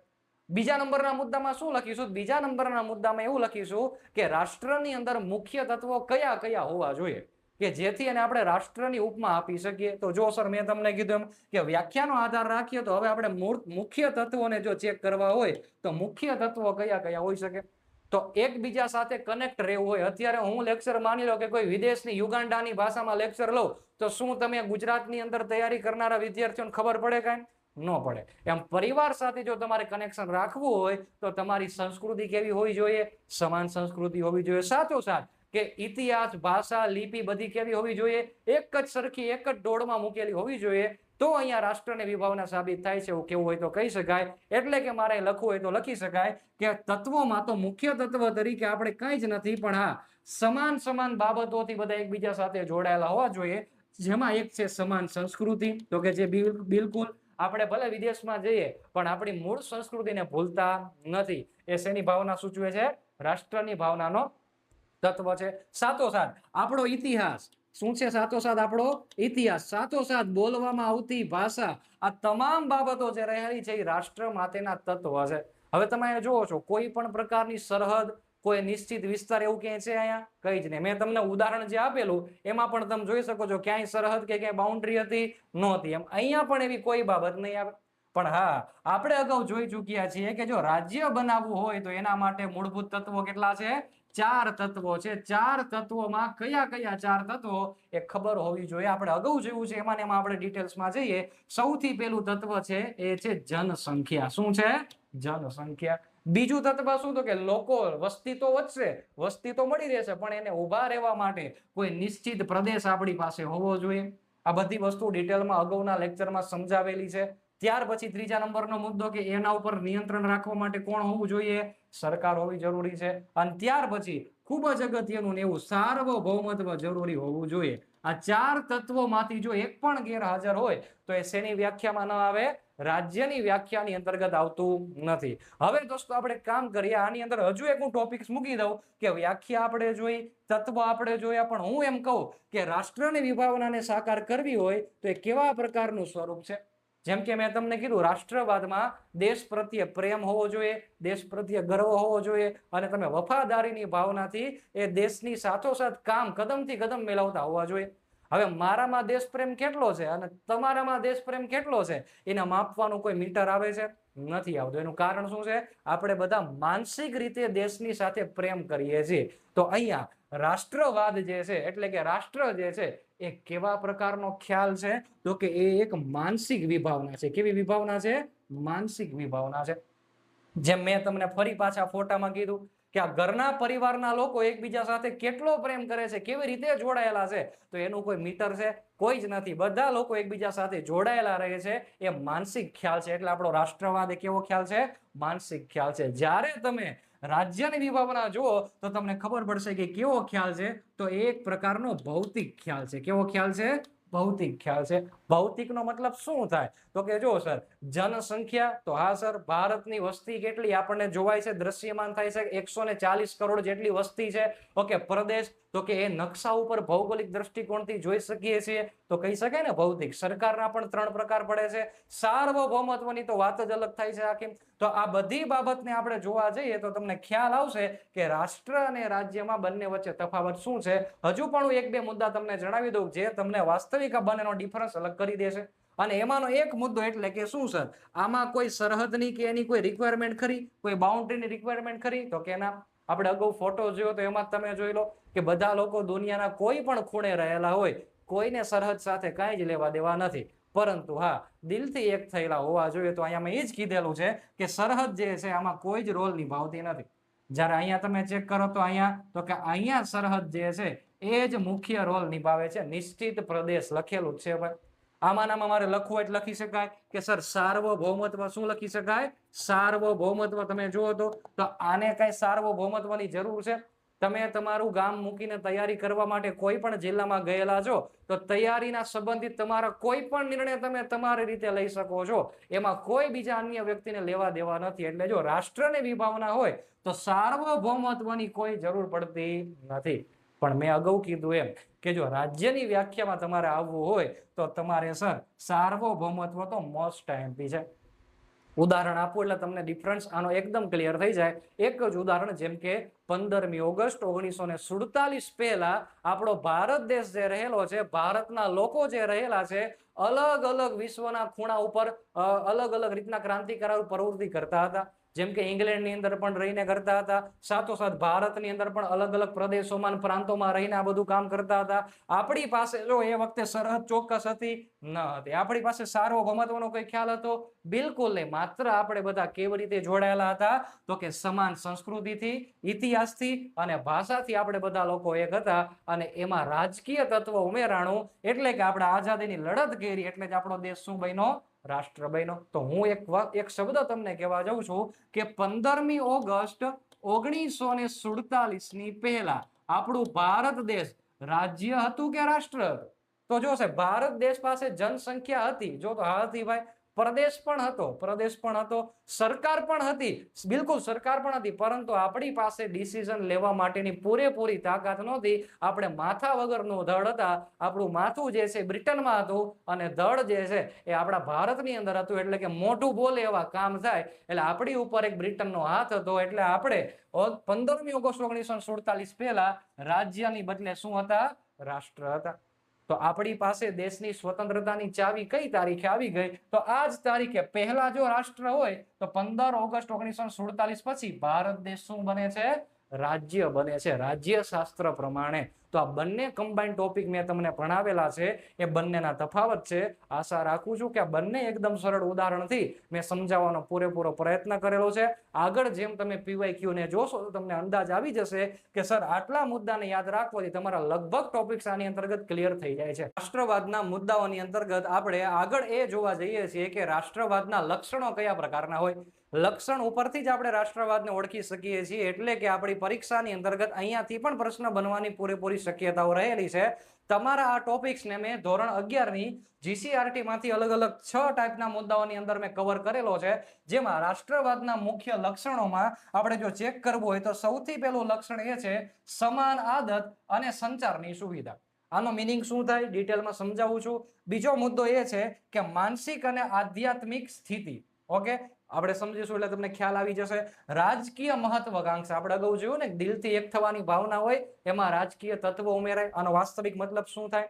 સાથોસાથ વિવિધતામાં એકતા. બોલો ત્યાં જ ખબર પડી જાય. અલગ ભાષા, અલગ ધર્મ, અલગ જાતિના લોકો રહે છે, પણ દેશ માટે બધા કેવા છે? એક છે. વિવિધતામાં એકતા આપણા દેશમાં છે. મહત્વનું અને ખૂબ જ મોસ્ટ આઈએમપી. હું તો એવું કહું છું, પરીક્ષામાં પૂછાવાની પૂરેપૂરી શક્યતા હોય તો રાષ્ટ્રવાદના બે ચહેરા છે. એક ઉદાર રાષ્ટ્રવાદ અને એક રાષ્ટ્રવાદ રહેલો છે ઉગ્ર રાષ્ટ્રવાદ. આને સમજીશું. અને સૌથી છેલ્લો અને ખૂબ જ મહત્વનો કે જેમાં મોહનદાસ કરમચંદ ગાંધીજીના પણ વિચારો છુપાયેલા છે, એવો એક આર્થિક રાષ્ટ્રવાદ.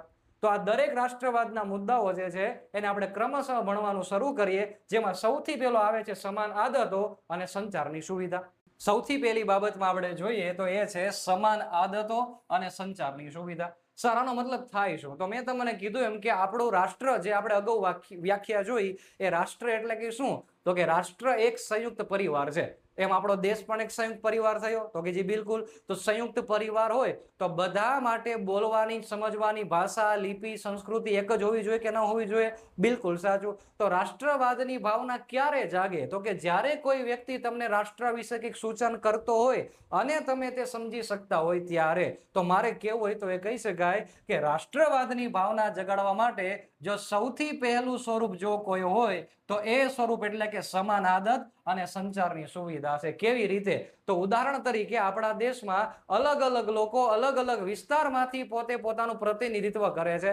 જેમ કે ઉત્તર ભારતથી લઈને દક્ષિણ ભારત અને પશ્ચિમથી લઈને પૂર્વ ભારત. કહેવા હું તમને એટલું જ માંગુ છું કે આ બધા લોકો એકબીજા સાથે કેવી રીતે સંકળાયેલા છે? તો આ બધા લોકો પોતે જે રીતે સંકળાયેલા છે એ પોતાના ઇતિહાસથી સંકળાયેલા છે. પોતે જે વાતચીત કરશે તો વાતચીત સમજવા માટે કોઈ એક ચોક્કસ ભાષા હોવી જોઈએ. જી બિલકુલ. લિપિ હોવી જોઈએ. બિલકુલ. ચિહ્નો પણ હોવા જોઈએ ને? તો કે હાજી બિલકુલ. હવે ઉદાહરણ તરીકે આપણા દેશની અંદર માન્ય ભાષા કુલ 22 છે, તમે જાણતા હશો બંધારણ મુજબ.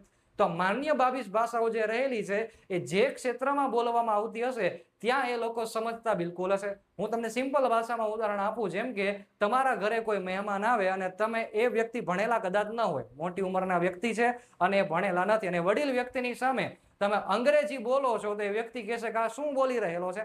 વાતચીત બિલકુલ એકદમ સીધી માત્રામાં થશે નહીં. તો કહેવાનો મતલબ એ છે કે કોઈ પણ બાબતની અંદર રાષ્ટ્રવાદની ભાવના જગાડવી હોય તો એનું પહેલું સ્વરૂપ શું છે? સંચારની સુવિધા. એવું ને એવું એક બીજું સ્વરૂપ આપણને દેખાય છે અને એ છે માનસિક અને આધ્યાત્મિક સ્વરૂપ. કેવી રીતે? તો કે અગાઉ કીધું એમ કે રાષ્ટ્રવાદ એ કોઈ ભૌતિક વસ્તુ નથી. રાષ્ટ્રવાદ એ તમારા મનની શું છે? સ્થિતિ છે. એટલે કે રાષ્ટ્રવાદ કોઈ બાહ્ય બાબત નથી. તમે જો તો કોઈનું રાષ્ટ્રવાદ માપી ન શકાય કે કેટલો દેશભક્ત છે એનું કોઈ મીટર આવે ઇન્જેક્શન થી આપણે માપી શકીએ નહીં. એ કેવી સ્થિતિ છે? માનસિક સ્થિતિ છે. કેવી સ્થિતિ છે? માનસિક સ્થિતિ છે. ઉદાહરણ તરીકે મારે તમને સિમ્પલ ભાષામાં જો વાત કેવી હોય તો કોઈ પણ નાગરિક હોય, કોઈ પણ દેશનો હોય, એની અંતિમ જવાબદારી અને અંતિમ સત્તા જે છે એના દેશ પ્રત્યે હોવી જોઈએ. એટલે કેમ કે માનસિક અને આધ્યાત્મિક સ્થિતિ ઉડે વ્યક્તિ ધરાવે છે. સીધી ભાષામાં હું તમને કહી દઉં કે જ્યારે આપણા દેશમાં ઇન્ડિયા અને પાકિસ્તાનની અથવા તો કોઈ પણ દેશ સાથેની મેચ હોય, ખાસ કરીને આ બંનેની મેચ આપણે જોતા હોઈએ, ભારત અને પાકિસ્તાનની મેચ હોય, ત્યારે દરેક લોકો ઇન્ડિયા ઇન્ડિયાના જે નારા લગાવે છે, શું એ કોઈ કાયદાના દબાણથી લગાવે છે કે તમે ઇન્ડિયા ઇન્ડિયા નહીં બોલો તો અમે તમને 3 વર્ષની સજા કરશું? નહીં. કેમ? કારણ કે એક માનસિક સ્થિતિ છે દેશ પ્રત્યેની ભાવના. તો મારે કેવું હોય તો કહી શકાય કે આ પ્રથમ બે મુદ્દા જે છે એ પ્રાથમિકતા આપે છે રાષ્ટ્રવાદના સ્વરૂપને. આગળના મુદ્દાની ચર્ચા કરીએ એટલે વધારે ખબર પડે કે રાષ્ટ્રવાદના અન્ય લક્ષણો કયા કયા છે.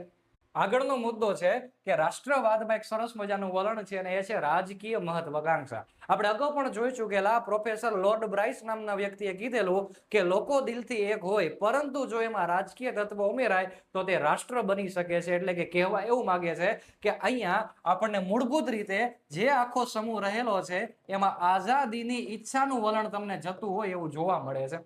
કેવી રીતે? તો કે ભલે દેશ આજે ગુલામ દેશ હોય, કોઈ પણ દેશ ભલે આજે ગુલામ હોય, પણ રાષ્ટ્રવાદનું જે રાજકીય જે ચિંતન રહેલું છે એ અલગ દેશ બનાવવા માટે મજબૂર કરે છે. આનું નામ જ રાષ્ટ્રવાદ. ઉદાહરણ તરીકે આપણો ભારત દેશ જે છે 1947 પહેલા અલગ અલગ અંગ્રેજોના શાસનકાળની અંદર આપણે પ્રતિપાદિત થયેલા. તો આપણે ભલે અલગ અલગ હતા પણ આપણી પાસે એક રાજકીય મહત્વાકાંક્ષા હતી. એક જ એક નાનકડો વિચાર કે દેશને સ્વતંત્રતા તરફ આગળ લઈ ચૂકે છે. એ માત્ર ને માત્ર શેની ભાવના સૂચવે છે? રાષ્ટ્રવાદની ભાવના સૂચવે છે.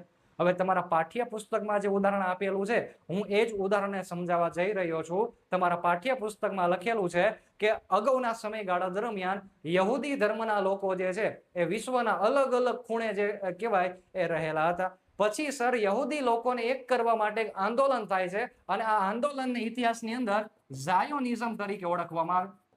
શેના તરીકે ઓળખવામાં આવે? ઝાયોનિઝમ તરીકે. અને આ જ આંદોલનના ભાગરૂપે યહૂદી માટેનો એક અલગ જ દેશ બનાવવામાં આવે છે, ઇઝરાયલ. તો આનું જીવતું અને જાગતું અને આધુનિક સદીમાં જો ઉદાહરણ આપણે આપવું હોય તો રાજકીય મહત્વાકાંક્ષા એટલે કે રાષ્ટ્રવાદની આ ભાવના, એનું આ વલણ, રાજકીય વલણ, એ ભલે અલગ અલગ વિશ્વમાં લોકો રહેલા હોય પણ એક માત્ર વિચાર જે દિલથી એક થયેલા લોકો હોય એ માત્ર એક અલગ રાષ્ટ્રનું પણ સર્જન કરવા સક્ષમ બને છે. એ જ આપણા રાષ્ટ્રવાદની ભાવના.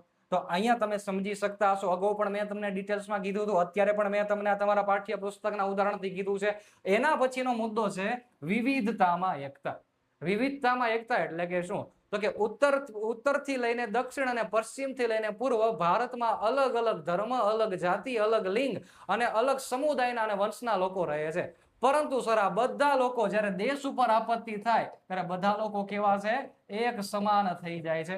હું તમને તમારા દ્રષ્ટિકોણથી સમજાવું તો ફરજિયાત તમને ખબર પડી જાય. કેવી ખબર પડે? તો કે જો સર કે તમારા પરિવારની અંદર 4 ભાઈઓ તમે હોય અને 4 ભાઈઓનું અલગ સ્વભાવ હોય, અલગ પહેરવેશ હોય, નિયમ લેવાની કળા અલગ અલગ હોય, પસંદગી અલગ અલગ હોય, કામ અલગ અલગ હોઈ શકે છે. પરંતુ જ્યારે પરિવાર ઉપર કોઈ આફત આવે ત્યારે ભલે તમે બધા અલગ અલગ હોય પણ પરિવારની જ્યારે વાત આવે ત્યારે બધા કેવા થઈ જાય છે? એક સમાન થઈ જાય છે. તો રાષ્ટ્રવાદની મુખ્ય તાકાત એ છે કે વિવિધતામાં એકતા એ પ્રતિપાદિત કરે છે. કેવી રીતે? તો દેશમાં ભલે અલગ જ્ઞાતિ, જાતિ, ધર્મ એવા અલગ અલગ ફાંટા પડેલા હોય પણ રાષ્ટ્રવાદ બધાને એક જ સિક્વન્સની અંદર જકડી રાખવાનો પૂરેપૂરો પ્રયત્ન અને જોરદાર આયોજન કરે છે. દોસ્તો તમારા પાઠ્યપુસ્તકમાં આપેલો એક સરસ મજાનો મુદ્દો એટલે કે રાષ્ટ્રવાદના અલગ અલગ બે ચહેરા, કે એક રાષ્ટ્રવાદ ઉગ્ર પ્રકારનો હોય તો શું ઘટના બને અને એક રાષ્ટ્રવાદ ઉદાર કેટેગરીનો હોય તો શું ઘટના બને. બંનેનું કમ્પેરિઝન પણ આપણી પરીક્ષાઓની અંતર્ગત પૂછાય છે. ચાલો એકદમ એને સરળ ભાષામાં સમજવાનો પ્રયત્ન કરીએ. સૌથી પહેલા આપણને કીધેલું છે કે ઉદાર રાષ્ટ્રવાદ એટલે કે શું. ઉદાર રાષ્ટ્રવાદ એટલે કે એવો રાષ્ટ્રવાદ કે જે પોતાના દેશની અંદર તો લોકોને સમાન દરજ્જો આપે છે, પણ અન્ય દેશોને પણ તે લોકો સન્માનની નજરથી જોવે છે. તે એટલે કેવો રાષ્ટ્રવાદ? ઉદાર રાષ્ટ્રવાદ. બસ આવી જ રીતના આપણે આ બંને રાષ્ટ્રવાદને અલગ અલગ રીતે સમજવાના છે. આ બંને બાબતો જે છે માત્ર વિચારના દ્રષ્ટિકોણથી છે, પણ યાદ રાખજો વિચાર એવો કરવાનો છે કે જેનું પરિણામ બંનેનું અલગ અલગ આવતું જણાતું હશે. એ છેલ્લે જ્યારે પહોંચશું એટલે તમને ખબર પડી જાય કે વાસ્તવિક હું કઈ બાબત તમને કહેવા જઈ રહ્યો છું. તો સર ઉદાર રાષ્ટ્રવાદ હોય કે ઉગ્ર રાષ્ટ્રવાદ હોય, આ બંનેની અંદર મૂળભૂત ખ્યાલ શું રહેલો છે, આ બંનેનો મૂળભૂત આધાર શું રહેલો છે, તો હું અહીંયા એક ટોપિક આપું કે બંનેનો મૂળભૂત આધાર શું રહેલો છે. જેમાં ઉદાર રાષ્ટ્રવાદની જો આપણે વાત કરીએ તો મૂળભૂત આધાર એવો રહેલો છે કે જે આવા રાષ્ટ્રની અંદર, જે દેશની અંદર ઉદાર રાષ્ટ્રવાદ હશે ત્યાંનો મુખ્ય ખ્યાલ એવો હશે કે દરેક લોકોને સમાનતા મળશે. શું મળશે? દરેક લોકોને સમાનતા મળશે, સ્વતંત્રતા મળશે, અને મહત્વની બાબત કે દરેક લોકોને કાયદાના શાસન પ્રમાણે જે કહેવાય કેવી રીતે કાર્ય કરવાનું રહેશે? કાયદાના શાસન પ્રમાણે કાર્ય કરવાનું રહેશે. એના બદલામાં હું ઉદાહરણ પણ આપીશ, ચિંતા ન કરતા. ઉગ્ર રાષ્ટ્રવાદનો મતલબ શું થાય? હવે નામમાં જ ઉગ્ર છે. ઉગ્રનો મતલબ એવો થાય કે મારો દેશ એક જ સારો, બાકીના બધા દેશ ખરાબ અને ખોટા છે. તો ઉગ્ર રાષ્ટ્રવાદનો મતલબ મારે એવો કેવો કહી શકાય કે અંધભક્તિ પોતાના દેશ પ્રત્યે, તો કે જી બિલકુલ સાચું. તો આને મારે જો આપણે રાજ્યશાસ્ત્રની ભાષામાં જો આપણે લખવું હોય તો આ ઉગ્ર રાષ્ટ્રવાદ એ માત્ર કોઈ વ્યક્તિના સમાનતા, સ્વતંત્રતાનું ધ્યાન રાખવાની બદલે એક જ કાર્ય કરશે કે માત્ર ને માત્ર સૈન્ય રૂપી શાસન. જો મારી પાસે સૈન્ય હોય તો હું જ એક વ્યક્તિ સમગ્ર રાષ્ટ્ર ઉપર એક જ જાતિનું કે એક જ ધર્મનું પ્રભુત્વ કરું. આપણે ઉદાહરણ જોશું જેમ તમારી પાઠ્યપુસ્તકમાં આપેલા છે તે જ તે. સાથોસાથ મારે એવું બીજા ભાષામાં કેવું હોય કહી શકાય કે જેની પાસે સૈન્ય હોય તો સ્વાભાવિક છે કે તાનાશાહીનો દરજ્જો મળે કે ન મળે? સરમુખત્યારશાહીનું શાસન થઈ જાય. વિચાર કરો કે પ્રજાનું શોષણ થાય, રાજા અથવા તો જે વ્યક્તિ પોતે અહીંયા કાર્ય કરી રહેલો છે તે મન માને તેવું આચરણ કરશે પબ્લિકની સાથે. તો દોસ્તો ઉગ્ર રાષ્ટ્રવાદની અંદર માત્ર સ્વાર્થ છુપાયેલો છે, જ્યારે ઉદાર રાષ્ટ્રવાદની અંતર્ગત તમામ લોકોનું હિત છુપાયેલું છે. બીજા ક્રમની અંદર આપણે આગળ વધીએ, પરીક્ષા લક્ષી છે એટલે આપણે આનો થોડુંક ડિટેલ્સમાં ભણશું. બીજા નંબરની જો આપણે વાત કરવી હોય તો આનું અન્ય દેશો સાથે વલણ કેવું હોય, અન્ય દેશ સાથે આનું વલણ કેવું હોય. તો મેં તમને અગાઉ કીધું એમ કે આપણો દેશ તો સન્માનની દ્રષ્ટિએ જોવાનો છે, પણ અન્ય દેશોને પણ આપણે ધિક્કારવાનો નથી. અન્ય દેશોને પણ પૂરેપૂરો અધિકાર છે, પણ આપણી નજરમાં બીજા દેશો પણ સન્માનજનક દ્રષ્ટિકોણથી હોવા જોઈએ. એ જ એટલે કે શું છે? ઉદાર રાષ્ટ્રવાદ. આને આપણે રાજ્યશાસ્ત્રની ભાષામાં જો લખવું હોય તો બીજા દેશો પ્રત્યે આ રાષ્ટ્રવાદ, ઉદાર રાષ્ટ્રવાદ જે હશે એ આદર દ્રષ્ટિકોણ રાખશે. મારે બીજા શબ્દમાં કેવું હોય તો શાંતિપૂર્ણ દ્રષ્ટિકોણ રાખશે, અને હા, સમભાવની ભાવના રાખશે. કેવી ભાવના રાખશે? સમભાવની ભાવના રાખશે. આપણી આજુબાજુમાં ઘણા બધા નાના મોટા દેશો છે. જે દેશ જેવું વર્તણૂક કરે આપણે એની સાથે એવી વર્તણૂક કરીએ છીએ. ઉદાહરણ તરીકે પાકિસ્તાન હોય તો આપણે એની દ્રષ્ટિકોણથી જોતા હોય. નેપાળ, ભૂટાન ને એવા અલગ અલગ જેટલા પણ નાના નાના દેશો આપણી બાજુમાં છે, આપણે ઉદાર રાષ્ટ્રવાદથી જોડાયેલા હોવાથી બધાની સાથે કેવો દ્રષ્ટિકોણ રાખીએ છીએ? સમભાવનો દ્રષ્ટિકોણ રાખીએ છીએ. પરંતુ જો આપણે ઉગ્ર રાષ્ટ્રવાદની અંતર્ગત જઈએ તો ઉગ્ર રાષ્ટ્રવાદ એ બીજા દેશ પ્રત્યે માત્ર ને માત્ર શેની ભાવના ફેલાવશે? તો કે નફરતની. સાથોસાથ અવિશ્વાસની કેવી ભાવના ફેલાવશે? અવિશ્વાસની ભાવના ફેલાવશે, અને મારો એક જ દેશ જે કહેવાય શ્રેષ્ઠ છે એવી ભાવના રાખશે. અને હા, બીજી એક આની મોનોપોલી એવું હોય કે અન્ય દેશો ઉપર પ્રભુત્વ જે કહેવાય કેવી રીતે મેળવવું એની માથાકૂટ કરશે. જેના જ પરિણામે આપણને દ્વિતીય વિશ્વયુદ્ધ થયું એવું જાણવા અને જોવા મળતું હશે. તો પ્રથમ બે મુદ્દા ઉપરથી જ તમે જોઈ શકો છો કે ઉગ્ર રાષ્ટ્રવાદનું છેલ્લે શું પરિણામ આવવાનું છે અને ઉદાર રાષ્ટ્રવાદનું શું પરિણામ આવવાનું છે. આમ બોલો ત્યાં જ ખબર પડી જાય. ઉદાર એટલે કે બધા ઉપર તથાસ્તુ જ કહેતો હશે, અને ઉગ્ર એટલે કે તમે જોશો ત્યાં જ ખબર પડશે કે મારા મારીની કાપા કાપીની વાત હશે. ચલો દ્રષ્ટિકોણથી ત્રીજા મુદ્દાને આપણે જો સમજવાનો પ્રયત્ન કરીએ તો એ ત્રીજા મુદ્દાની અંદર આપણે જો ચેક કરીશું તો ઉદાર રાષ્ટ્રવાદ અને ઉગ્ર રાષ્ટ્રવાદમાં બીજી એક મહત્વની બાબત તમને ખાસ જણાવી દઉં છું, અને એ બાબત એટલે કે દેશ માટે પોતે કેવા, દેશની અંદર રહેનારા લોકો માટે કેવું વલણ ધરાવશે. એટલે મારે એક સિમ્પલ ભાષામાં કહી દઉં કે નાગરિકો માટે કેવું વલણ ધરાવશે, તો દરેક નાગરિકો માટે સમાન વલણ છે. કેવું વલણ છે? સમાન વલણ છે. દેશમાં જેટલા પણ નાગરિકો છે, આપણા ભારત દેશની જો વાત કરીએ તો બધા લોકો એક સમાન. આપણે જોયું છે ને અનુચ્છેદ નંબર 14 કાયદા સમક્ષ સમાનતા, કાયદાનું સમાન રક્ષણ. પણ આવા ઉગ્ર રાષ્ટ્રવાદ ધરાવતો કોઈ દેશ હોય તો એની અંતર્ગત કેવી વિભાવના છુપાયેલી છે એ તમે જોશો ત્યાં જ ખબર પડી જશે કે અહીંયા કોઈ પણ એક જાતિ અથવા તો કોઈ પણ એક ધર્મનું જે કહેવાય એ વર્ચસ્વ હશે, અને એ જ ધર્મ અને જાતિના લોકોને જ બહુમાન આપવામાં આવશે. અન્ય જે લોકો રહેલા છે એમની ઉપર કોઈ પણ યથાદ્રષ્ટિ રાખવામાં આવશે નહીં, કારણ કે જે જાતિનું ધર્મનું વર્ચસ્વ હશે એ જ વ્યક્તિ પોતાને મહાન માનતા હશે. આ ઉગ્ર રાષ્ટ્રવાદનું જે કહેવાય નેગેટિવ પોઈન્ટ કેવો હોય તો એ કહી શકાય. સાથોસાથ બંનેની જો આપણે વાત કરીએ તો બંનેની વાતમાં છેલ્લે આપણે ચેક કરી કે પરિણામ શું આવશે. તમે ચેક કરો પરિણામ શું આવશે, તો કે આ ઉદાર રાષ્ટ્રવાદ જે દેશે અપનાવેલો હશે એ દેશનો વિકાસ થવો એ ભલે ધીમી ગતિએ થશે પણ નિશ્ચિત અને એક જ ચોક્કસ માર્ગે કોન્સિસ્ટન્સી વાળો જે કહેવાય એ વિકાસ થશે. તો મારે અહીંયા લખવું એટલે લખી શકાય કે પરિણામ કેવું છે, તો કે દેશનો વિકાસ જે છે એ લાંબા ગાળે થશે. જ્યારે તમે અહીંયા જુઓ તો આવા પ્રકારના રાષ્ટ્રવાદમાં માત્ર ને માત્ર એક ડર છુપાયેલો રહેશે. શેનો ડર? તો કે હિંસાનો ડર, પછી યુદ્ધ થવાનો ડર, અને બધી વસ્તુ ખેદાન મેદાન તહસ નહસ થઈ જાય એવી આપણને ઉગ્ર રાષ્ટ્રવાદની વિભાવના જોવા મળશે. ટૂંકમાં આ બંનેનું ઉદાહરણ જો મારે તમને એકદમ શાંતિપૂર્વક શબ્દમાં જો કહેવું હોય, જે તમારા પાઠ્યપુસ્તકમાં પણ આપેલું છે, અને એ ઉદાહરણ એટલે કે ઇટલીની અંતર્ગત જે બેનિટો મુસોલિની જે હતો એનો જે ફાંસીવાદનો જે આખો કન્સેપ્ટ હતો, ફાંસીવાદ, એ શેનું ઉદાહરણ છે ભાઈ? ઉગ્ર રાષ્ટ્રવાદનું ઉદાહરણ છે. તો તમે સમજી શકતા હશો. અને સાથોસાથ જો આપણે વાત કરવી હોય તો જર્મનીની અંદર જે હિટલર થઈ ચૂક્યો, એ હિટલરનો જે નાઝીવાદ હતો એના કારણે જ આપણે દ્વિતીય વિશ્વયુદ્ધનો આખું વિશ્વ જે છે ભોગ બનેલ હતું.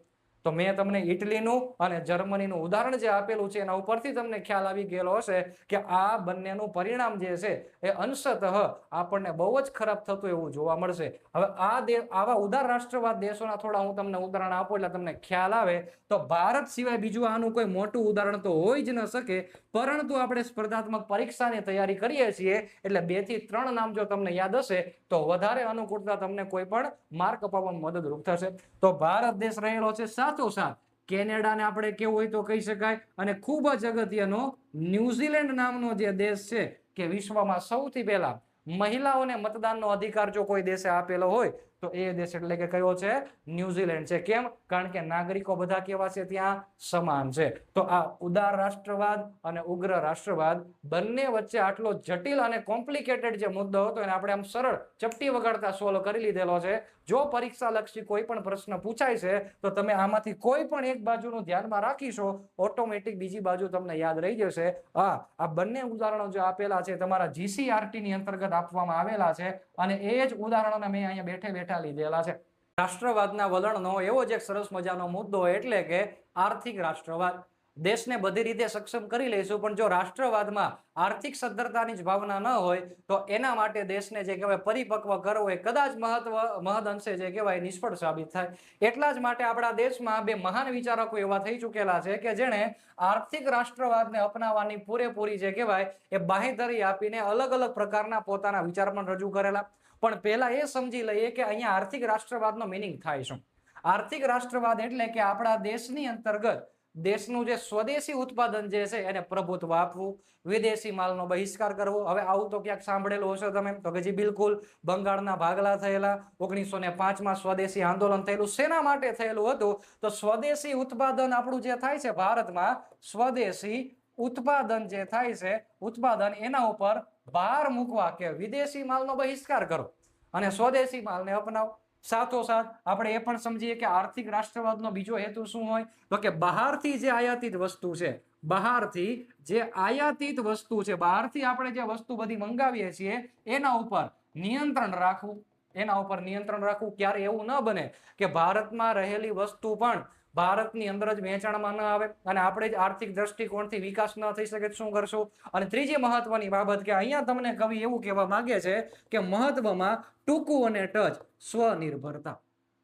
તો અત્યારે સરકારના પ્રોજેક્ટ તમે જોતા હશો કે મેક ઇન ઇન્ડિયા નામનો પ્રોજેક્ટ, તો આ બધી વાસ્તવિક છે શું? તો કે એક આર્થિક રાષ્ટ્રવાદના કન્સેપ્ટ સાથે ઉભેલી છે. આવા જ બે અહીંયા મેં વ્યક્તિઓના ફોટા મૂકેલા છે, તમે આમાંથી મોહનદાસ કરમચંદ ગાંધીજીને તો ઓળખતા જ હશો કે તે વ્યક્તિ પોતે ગૃહ અને કુટીર ઉદ્યોગોના હિમાયતી હતા. કેના? ગૃહ અને કુટીર ઉદ્યોગોના હિમાયતી હતા. અને આ વ્યક્તિ પોતે ગામડાઓનો વિકાસ થાય એના હિમાયતી હતા.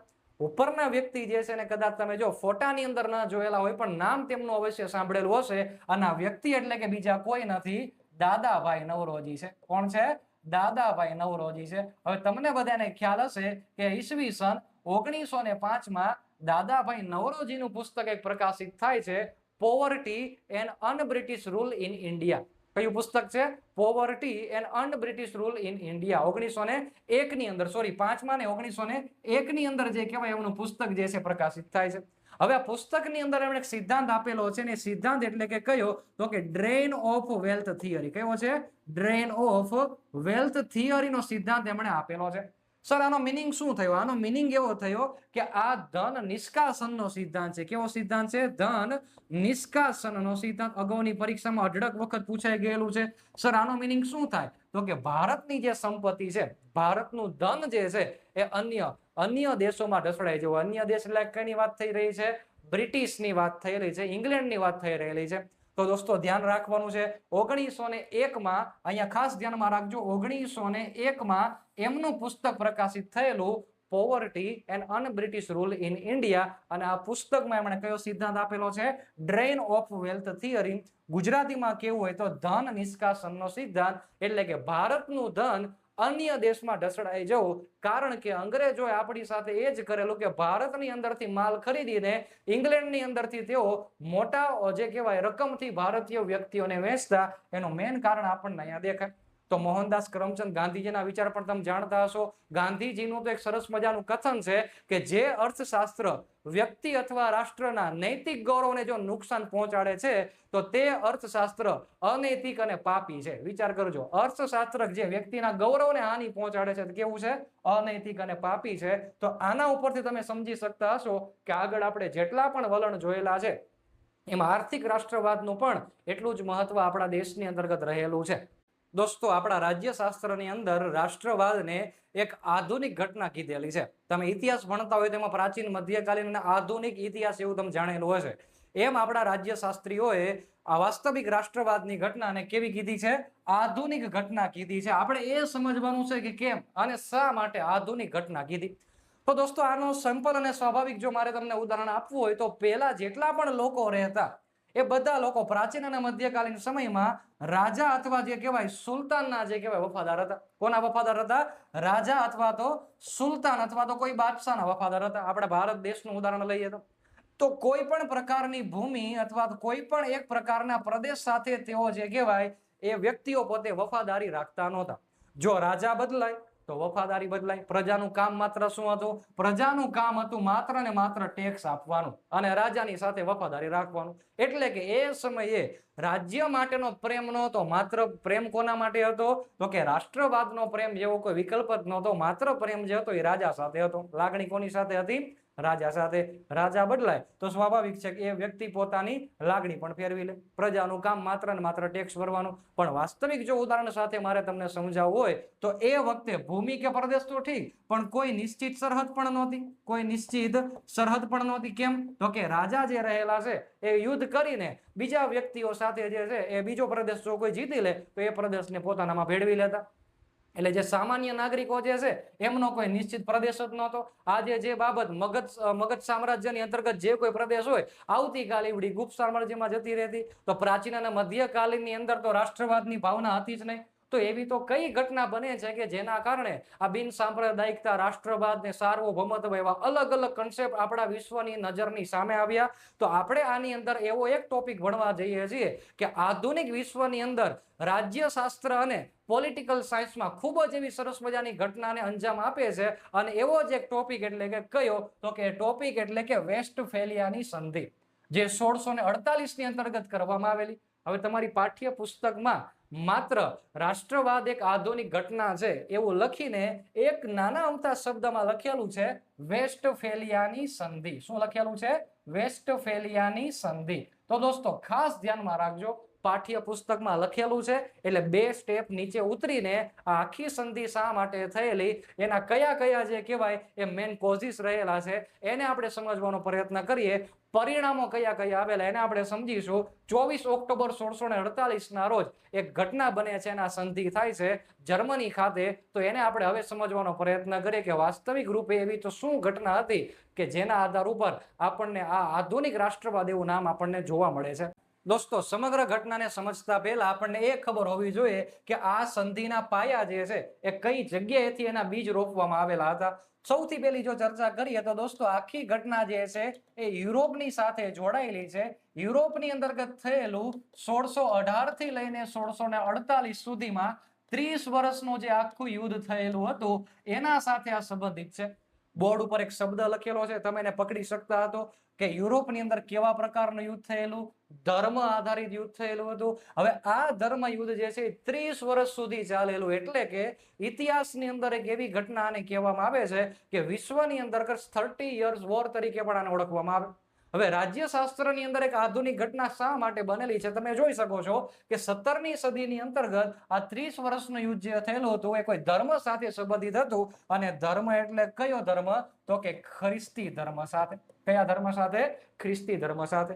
એટલે ખ્રિસ્તી ધર્મની અંદર આશા તમને મળી ગઈ હશે કે 2 અલગ અલગ ફાટા પડી ગયેલા હશે. બિલકુલ સાચું. તો ખ્રિસ્તી ધર્મની અંદર 2 અલગ અલગ લોકોના ધર્મને માનવા વાળાના પક્ષ થઈ ચૂકેલા. અને આ પક્ષ, આ વાત ક્યારની કરું છું? 1618 થી લઈને 1648 સુધીની વાત હું તમને કરી રહેલો છું. હવે આ સમજવી એટલા માટે જરૂરી છે કે તમને ખબર પડે પાઠ્ય પુસ્તકમાં સંધિનું નામ શા માટે લખેલું છે.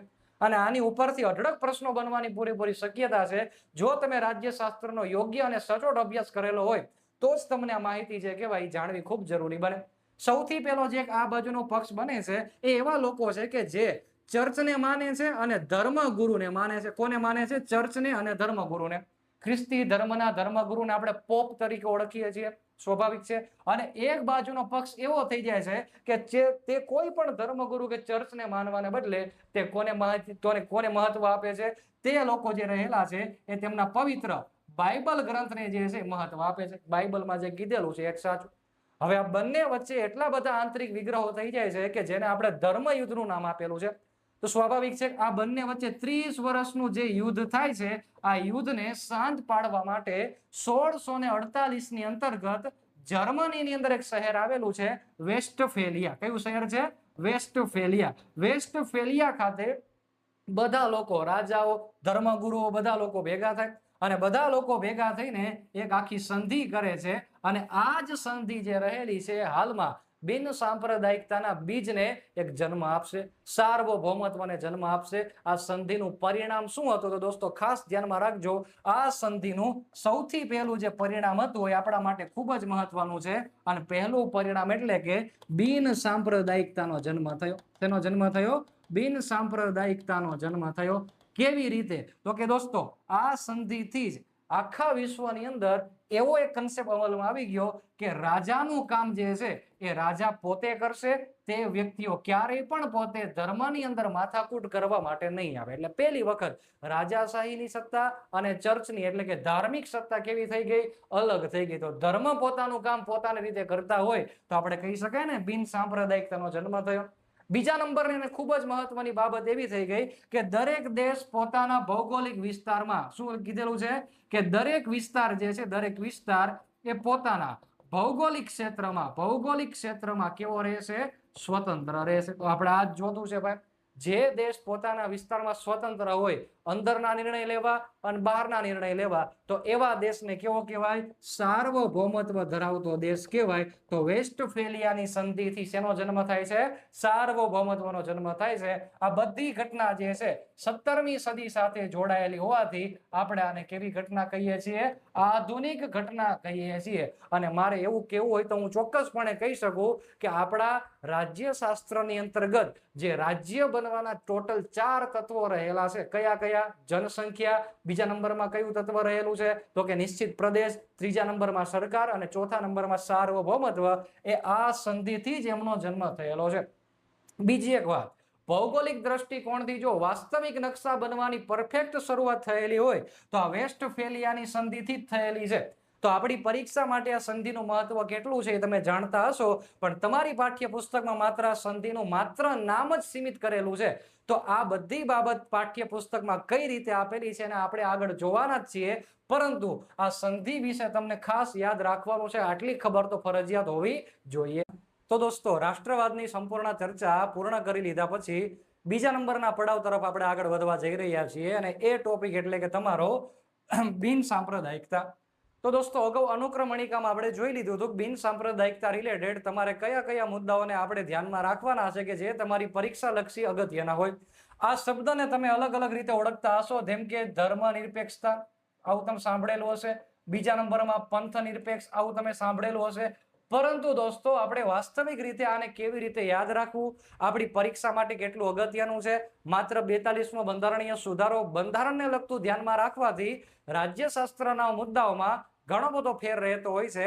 હવે આપણે એની ચર્ચા કરવા આગળ વધીએ.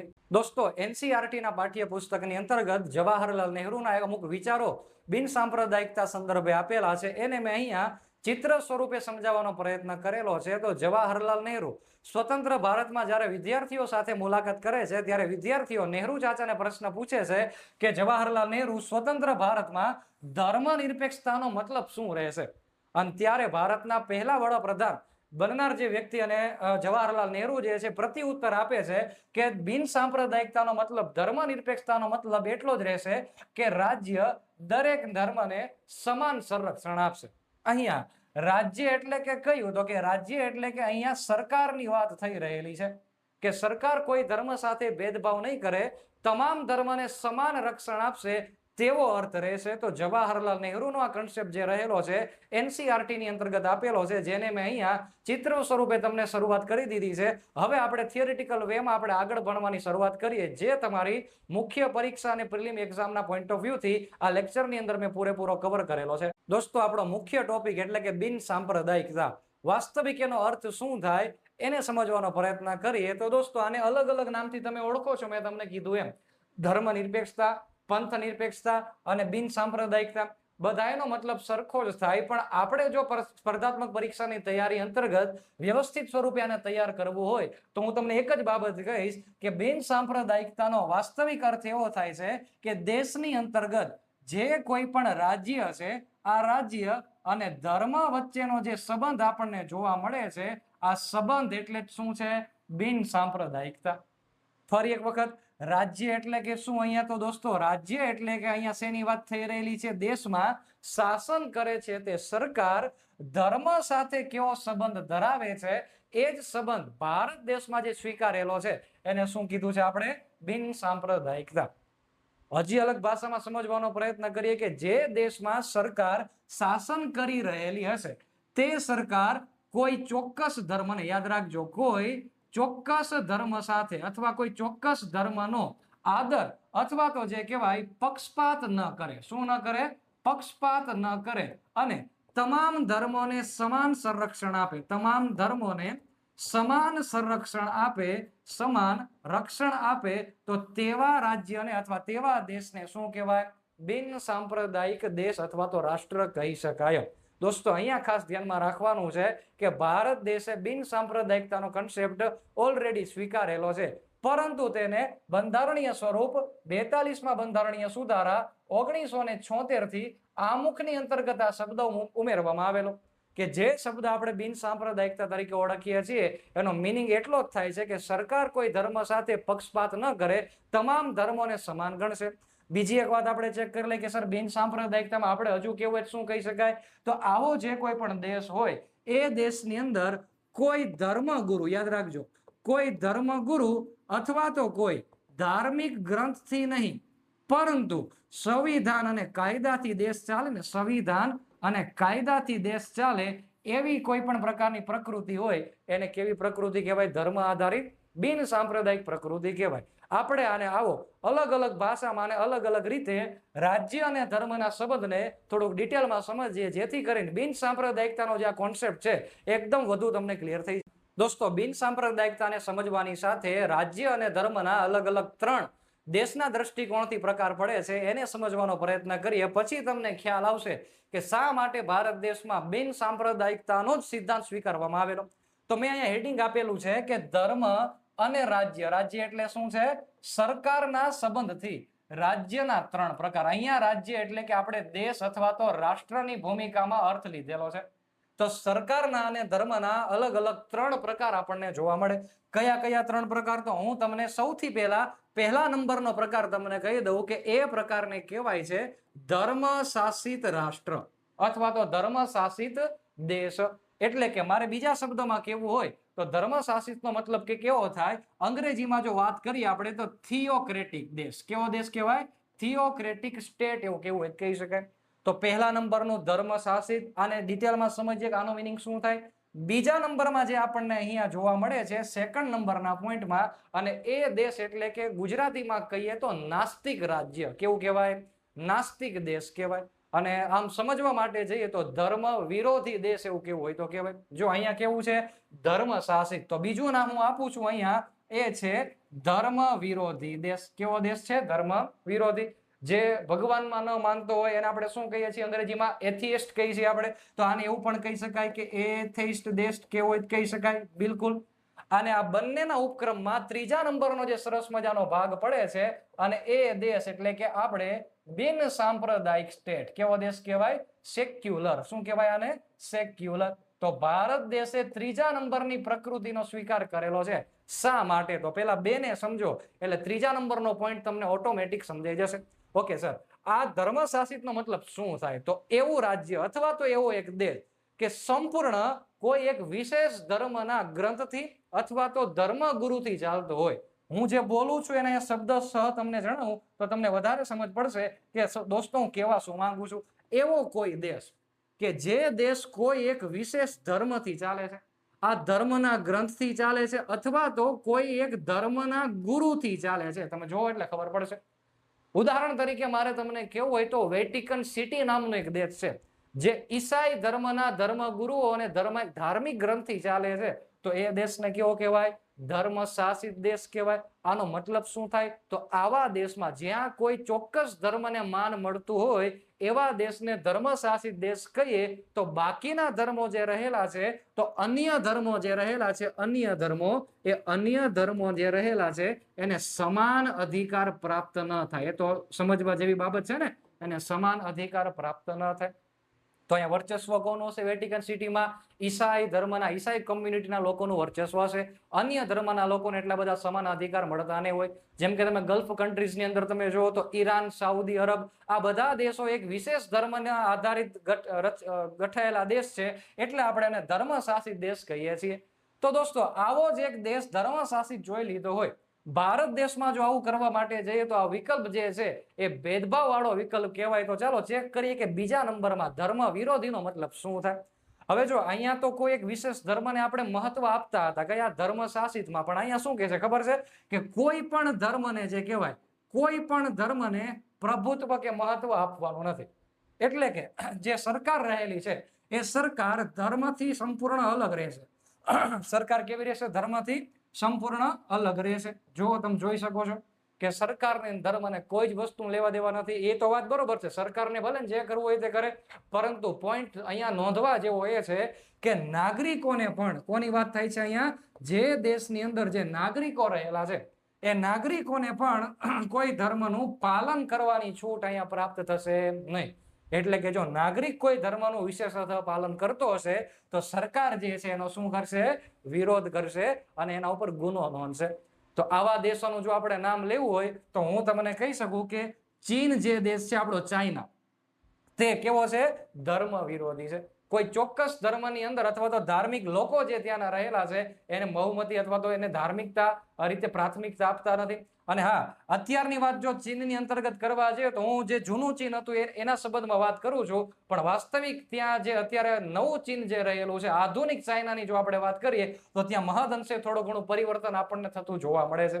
એવી ને એવી રીતના થોડીક પુરાતન કાળની વાત કરીએ તો 1991 પહેલાનું જે સોવિયત સંઘ હતું, એટલે કે રશિયા જે હતું, સોવિયત સંઘ હાલનું રશિયા છે, તો એ રશિયાની અંદર પણ આ જ ઘટના થતી હતી. તો મારો મૂળ મતલબ શું છે? ધર્મ વિરોધી એટલે કે નાસ્તિક રાજ્ય. સરકાર તો નહીં માને પણ નાગરિકો માનશે તો એમના ઉપર પણ ફરિયાદ કરી દેશે. જોવો તો ભાઈ, એમના ઉપર પણ ગુનો દાખલ થશે. આપણે ધર્મ શાસિત જોયું તો એમાં કોઈ પણ વિશેષ ધર્મનું શાસન ચાલતું હોય તો આ બંને ઓપ્શન જે રહેલા છે, અને આપણે અગાઉ જ જોઈ ગયા કે ભારત તો વિવિધતામાં એકતા ધરાવતો દેશ, અહીં બધા ધર્મોને માન મળે, બધા ધર્મોને સન્માન મળે.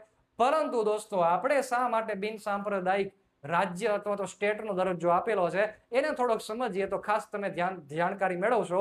તો એવો દેશ, જો યાદ રાખજો, અહીંયા આપણે વાત કરીએ કોની? બિન સાંપ્રદાયિક દેશની. જો હવે આપણી પરીક્ષા માટે કામનું આવ્યું, એવો દેશ કે જે દેશનો કોઈ ધર્મ નથી, દેશનો કોઈ ચોક્કસ ધર્મ નથી. યાદ રાખજો, દેશનો કોઈ ચોક્કસ ધર્મ નથી. યાદ રાખજો. તમને કોઈ પૂછે ભારત દેશ કયા ધર્મનો દેશ છે, તો કોઈ દેશનો ધર્મ નથી, રાજ્યનો કોઈ ચોક્કસ ધર્મ નથી. પણ દોસ્તો ખાસ ધ્યાનમાં રાખવાનું છે કે અહીંયા દરેક ધર્મને સમાન મહત્વ આપવામાં આવે છે. સમાન મહત્વ જે છે એ આપવામાં આવે છે. એટલા જ માટે ભારત દેશની અંદર કયો કન્સેપ્ટ સ્વીકારેલો છે? બિન સાંપ્રદાયિકતાનો કન્સેપ્ટ સ્વીકારવામાં આવેલો છે. દરેક નાગરિક પોતાના ધર્મથી જે કહેવાય એ સ્વતંત્ર છે, જાહેર રીતે પણ અને પોતે ખાનગી રીતે પણ. એટલા જ માટે આપણે ચેક કરવું હોય તો બંધારણની અંદર જ આપણને ભાગ નંબર 3 માં અનુચ્છેદ 25 થી 28 માં ધાર્મિક સ્વતંત્રતાના અધિકાર આપેલા છે. અને તમને એક વસ્તુ તો યાદ જ હશે, શીખ લોકોને 5 ની છૂટ આપવામાં આવેલી છે. એ શેના હિસાબે? માત્ર શીખ લોકોની વાત અહીંયા નથી, હું તમને એ સમજાવવા માંગુ છું કે ભાગ નંબર 3 દરેક ધર્મને સમાન મહત્વ આપે છે. બિન સાંપ્રદાયિકતાના હજુ પણ 2 અલગ અલગ પ્રકાર પડે છે.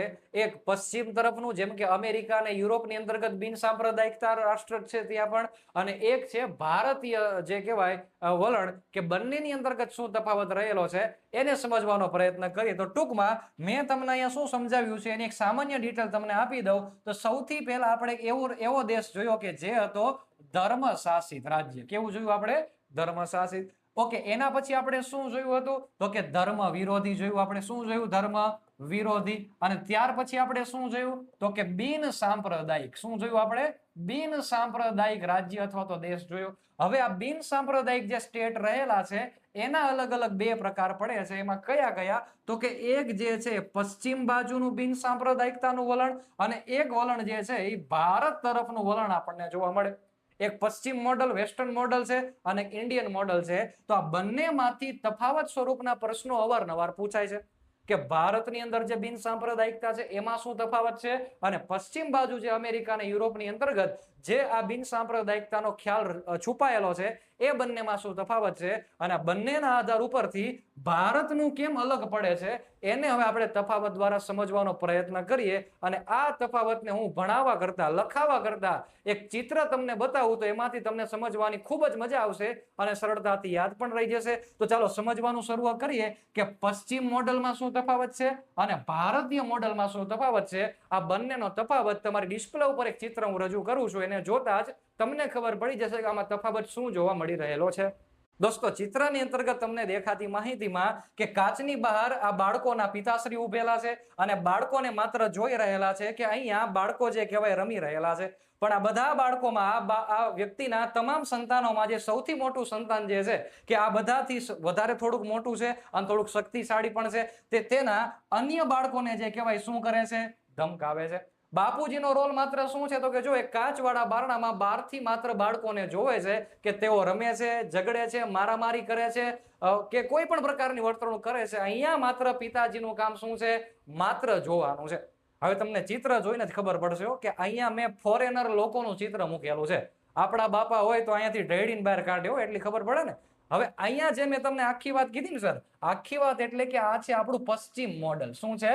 પશ્ચિમ મોડલ છે. શેનું? બિન સાંપ્રદાયિકતા. અહીંયા બાપુજીનો રોલ જે રહેલો છે શેનો છે? રાજ્ય એટલે કે શેનો છે? સરકારનો. અને આ બધા કોણ છે? આ બધા રહેલા છે નાગરિકો છે. કોણ છે? નાગરિકો છે. ટૂંકમાં પશ્ચિમ મોડલ શું કે છે? જે યુરોપ અને અમેરિકામાં આપણને જોવા મળે છે, યુરોપ અને અમેરિકામાં એ શું કે છે? તો કે નાગરિકો પોતે ધર્મની બાબતમાં કંઈ પણ કરે રાજ્યને કાંઈ લેવા દેવા નથી. જ્યાં સુધી નાગરિક કોઈ કાયદો ન તોડે ત્યાં સુધી ધર્મની બાબતમાં કોઈ પણ વ્યક્તિ વચ્ચે આવતો નથી. અહીંયા મૂળ મહત્વની બાબત એ છે કે અહીંયા ધર્મની બાબતમાં રાજ્ય જે કહેવાય એ સંપૂર્ણ અલગ છે. કેવું છે? સંપૂર્ણ અલગ છે. એ કોઈ પણ માથાકૂટ નહીં કરે. અને આનો મતલબ એવો થયો કે ધાર્મિક રીતે જો કુરિવાજો કોઈ પ્રકારના હોય, અહીંયા બાળક જે રહેલું છે અમથે અમથું કોઈ વ્યક્તિને દાટતું હોય છતાં પણ એના પિતા જે છે એનું માત્ર શું છે? મૂંગી ફિલ્મ ચાલતી હોય એમ જોવાનું છે. આના જ બદલામાં હું તમને બીજું ચિત્ર દેખાડું તો ભારત દેશની અંદર જે બિન સાંપ્રદાયિકતા છે, ભારતની અંદર બિન સાંપ્રદાયિકતા જે રહેલી છે એ કેવા પ્રકારની છે? તો કે તમે જોઈ શકો છો કે હવે પિતાજી જે છે પ્રગટ થાય છે આ મોટા છોકરાની સામે અને સમજાવીને કહે છે કે આવા પ્રકારની વર્તણૂક કરવાની નથી, તું ખોટું કરી રહેલો છે, તું ભલે કદ કાઠીમાં મોટો હોય પણ તારે આ કોઈને હેરાન કરવાનો અધિકાર નથી. તો ભારતની અંદર બિન સાંપ્રદાયિકતાનું વલણ શું સૂચવે છે? તો અહીંયા પિતાજી એટલે કોણ? તો કે આપણે જોયું રાજ્ય અથવા તો કોણ છે? તો કે સરકાર. અહીંયા સરકારે વચ્ચે આવીને કીધું જો ભાઈ નાગરિકોની અંદર કોઈ ચોક્કસ ધર્મને મહત્વ આપતા નથી, પરંતુ જો કોઈને ધર્મ આધારિત અધિકાર જે કહેવાય એનું હનન થતું હોય, ભેદભાવ થતા હોય તો સરકાર કહે છે કે અમે ઇન્ટરફિયર કરશું. કોઈ પણ બાબતમાં ધાર્મિક શોષણ થતું હોય તો અમે ઇન્ટરફિયર કરશું. પણ જ્યારે અગાઉના મુદ્દામાં શું જોયું હતું? ધર્મ આખું અલગ છે અને સરકાર આખી અલગ છે.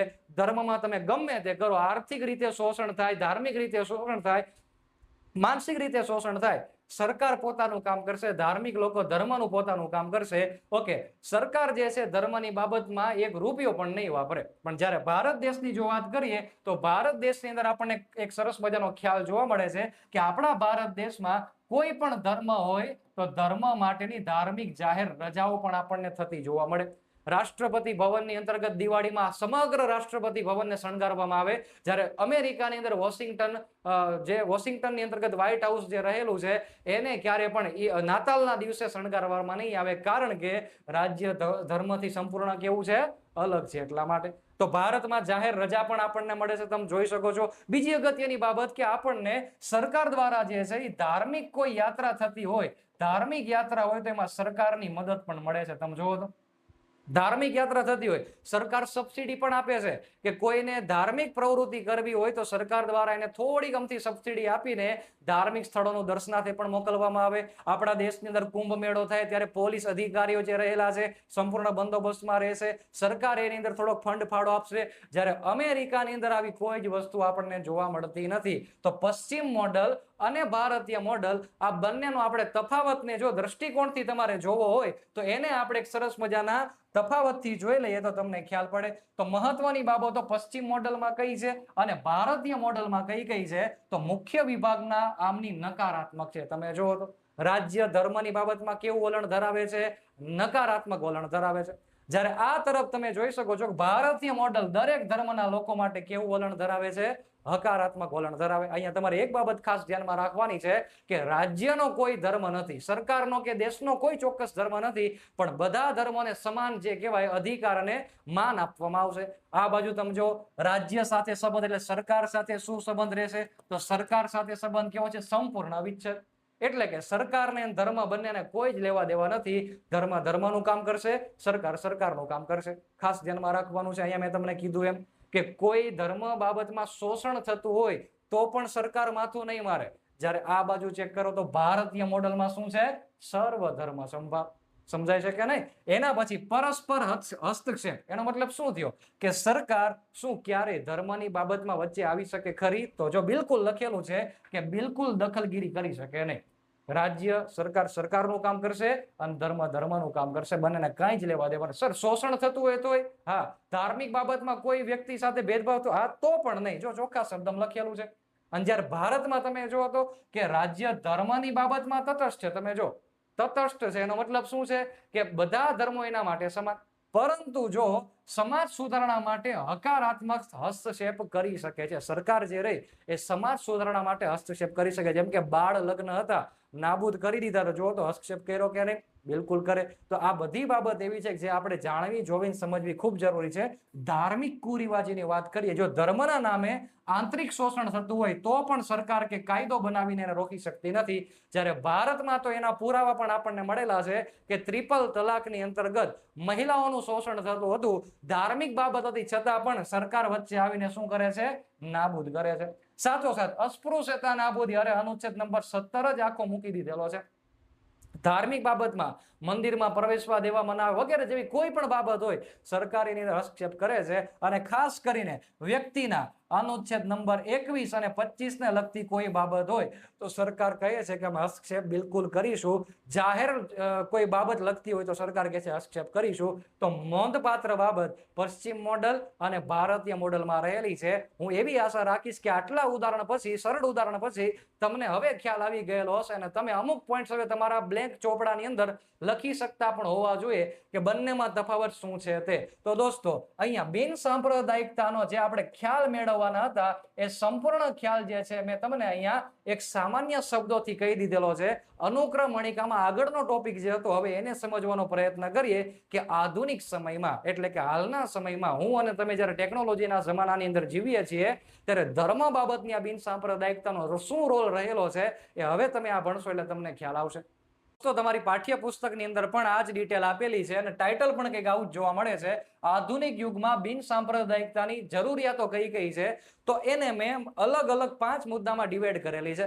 તો મુખ્ય પરીક્ષા માટે આ બધી બાબત ખૂબ અગત્યની છે. સાથોસાથ પ્રિલિમિનરી એક્ઝામના પોઈન્ટ ઓફ વ્યૂથી તમે જોશો તો પણ આમાંથી તમને અમુક મુદ્દાઓ એ પરીક્ષા લક્ષી જોવા કે જાણવા મળશે. ફટાફટ થોડીક ચર્ચા કરી લઈએ ચાલો. તો હાલના જમાનામાં બિન સાંપ્રદાયિકતાની શું જરૂરિયાત છે એનો પહેલો મુદ્દો એવો છે કે આર્થિક મહાસત્તા અને કેપિટલ ફ્લો. સિમ્પલ મિનિંગ હું આનો એવું કહેવા માંગુ છું કે મોટી મોટી મલ્ટીનેશનલ અને ગ્લોબલ કંપનીઓ ક્યારેય કોઈ દેશમાં ધર્મ જોઈને રોકાણ કરતી નથી. યાદ રાખજો. એ શું જોઈને રોકાણ કરે તો કે એ દેશની અંદર સ્થિરતા કેવી છે, કાયદો અને વ્યવસ્થા કેવા છે તે પ્રમાણે.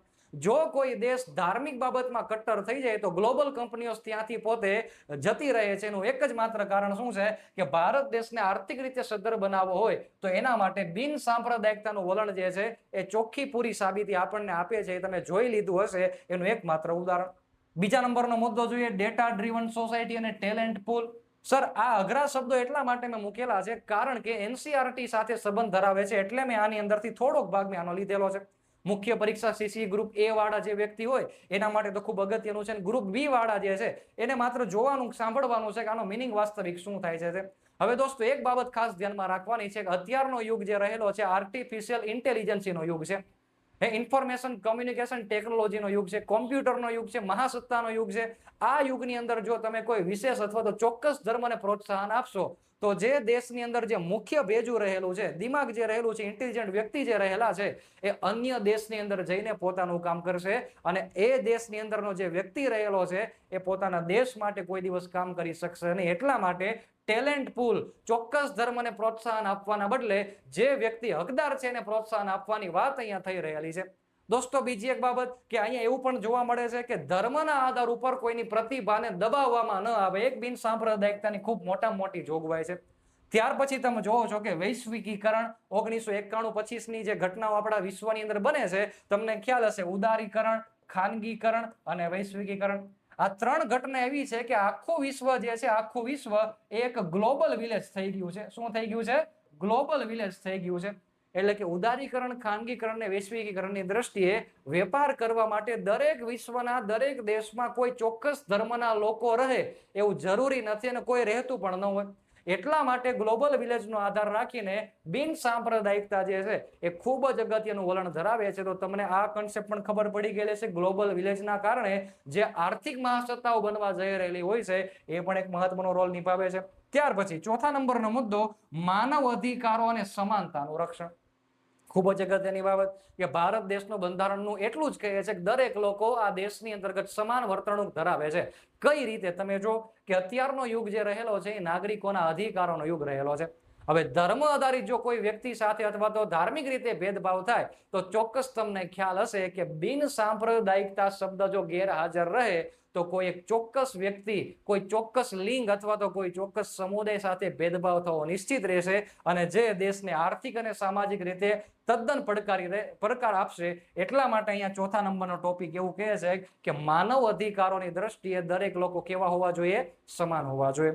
એમાં આપણે આગળ વધીએ. વિજ્ઞાન અને ટેકનોલોજીનો વિકાસ, ટોપિક નંબર 5 કે શા માટે આધુનિક યુગમાં બિન સાંપ્રદાયિકતાની જરૂરિયાત છે. તો દોસ્તો તમને ખ્યાલ હશે કે હાલમાં વિજ્ઞાન અને ટેકનોલોજીનો જમાનો છે. હવે આવા યુગની અંતર્ગત જો આપણે ધાર્મિક રૂઢિચુસ્તતાની અંદર બંધાઈ જશું તો દેશનો વિકાસ થવો અશક્ય છે. આનું જીવતું ને જાગતું ઉદાહરણ તમને આપું, જેમ કે યુરોપ જ્યારે ધર્મથી અંત થઈ ચૂક્યું હતું ત્યારે આપણે અગાઉ જોઈ ચૂક્યા ને, યુરોપની અંતર્ગત જ વેસ્ટફેલિયા સંધિ વગેરે વગેરે બધી ઘટના આપણે જોઈ લીધી. તો એ જે આખી ઘટના હતી એ ધાર્મિક રીતે પોતે રૂઢિચુસ્તતામાંથી બહાર આવ્યું, ત્યાર પછી જેનો સાચો વિકાસ થયો. તો વિજ્ઞાન અને ટેકનોલોજીની સાથે આ એક એવી જરૂરિયાત છે કે આપણા આધુનિક યુગમાં આ બિન સાંપ્રદાયિકતાનું શું મહત્વ છે, અને ભારત દેશ એઝ ઇટ ઇઝ આની ઉપર જ કદમથી કદમ મિલાવીને ચાલી રહેલું છે. એટલા માટે આપણા દેશના અમુકની અંતર્ગત બિન સાંપ્રદાયિકતા શબ્દ તમને મળેલો જોવા મળતો હશે. યસ દોસ્તો, તો હવે આપણે તમારા પાઠ્યપુસ્તકની અંતર્ગત થોડુંક જંપલાવીએ અને એની અંતર્ગત કેવા કેવા પ્રકારના આઈએમપી મુદ્દા છે, અને જો તમારી પાસે પાઠ્યપુસ્તક હોય તો બાજુમાં રાખીને એની અંદર પણ આ હાઇલાઇટેડ મુદ્દાને ટીક કરજો. આપણે આગળ જે લેક્ચરમાં ભણી ચૂકેલા હતા શું એ જ બાબત મેં ભણાવેલી છે ને એ પણ પાછું થોડુંક ચેક કરજો. એટલે કે હવે આપણે થોડાક આગળ વધીએ અને આપણા પાઠ્યપુસ્તક મુજબ કેવા કેવા પ્રકારની વિગતો તમને ધોરણ નંબર 11 ના પાઠ નંબર 3 ની અંતર્ગત જોવા મળે છે એની થોડી આપણે ચર્ચા કરીએ. દોસ્તો, અભ્યાસક્રમ પ્રમાણે રાષ્ટ્રવાદ અને બિન સાંપ્રદાયિકતા પાઠ નંબર 3 ધોરણ 11 માં આ બધી બાબત એવી છે કે જે મેં તમને ઓલરેડી અગાઉના લેક્ચરમાં એટલે કે આગળના લેક્ચરની વિડીયોની શરૂઆતમાં મેં તમને ભણાવેલી છે.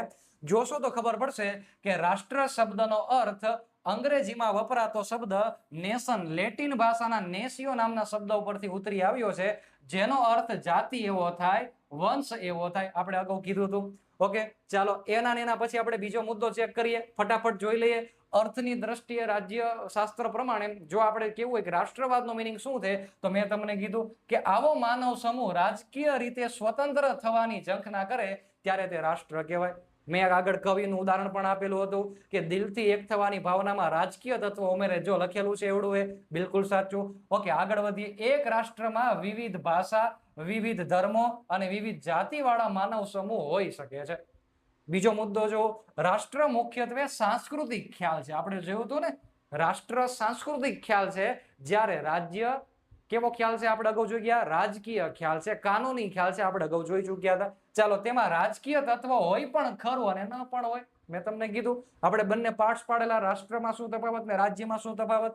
ઓકે, હોય તો તે ગૌણ પ્રકારનું હોય. ચાલો, 15મી ઓગસ્ટ 1947 ના રોજ સ્વતંત્રતા મળતા ભારત શું બન્યું છે?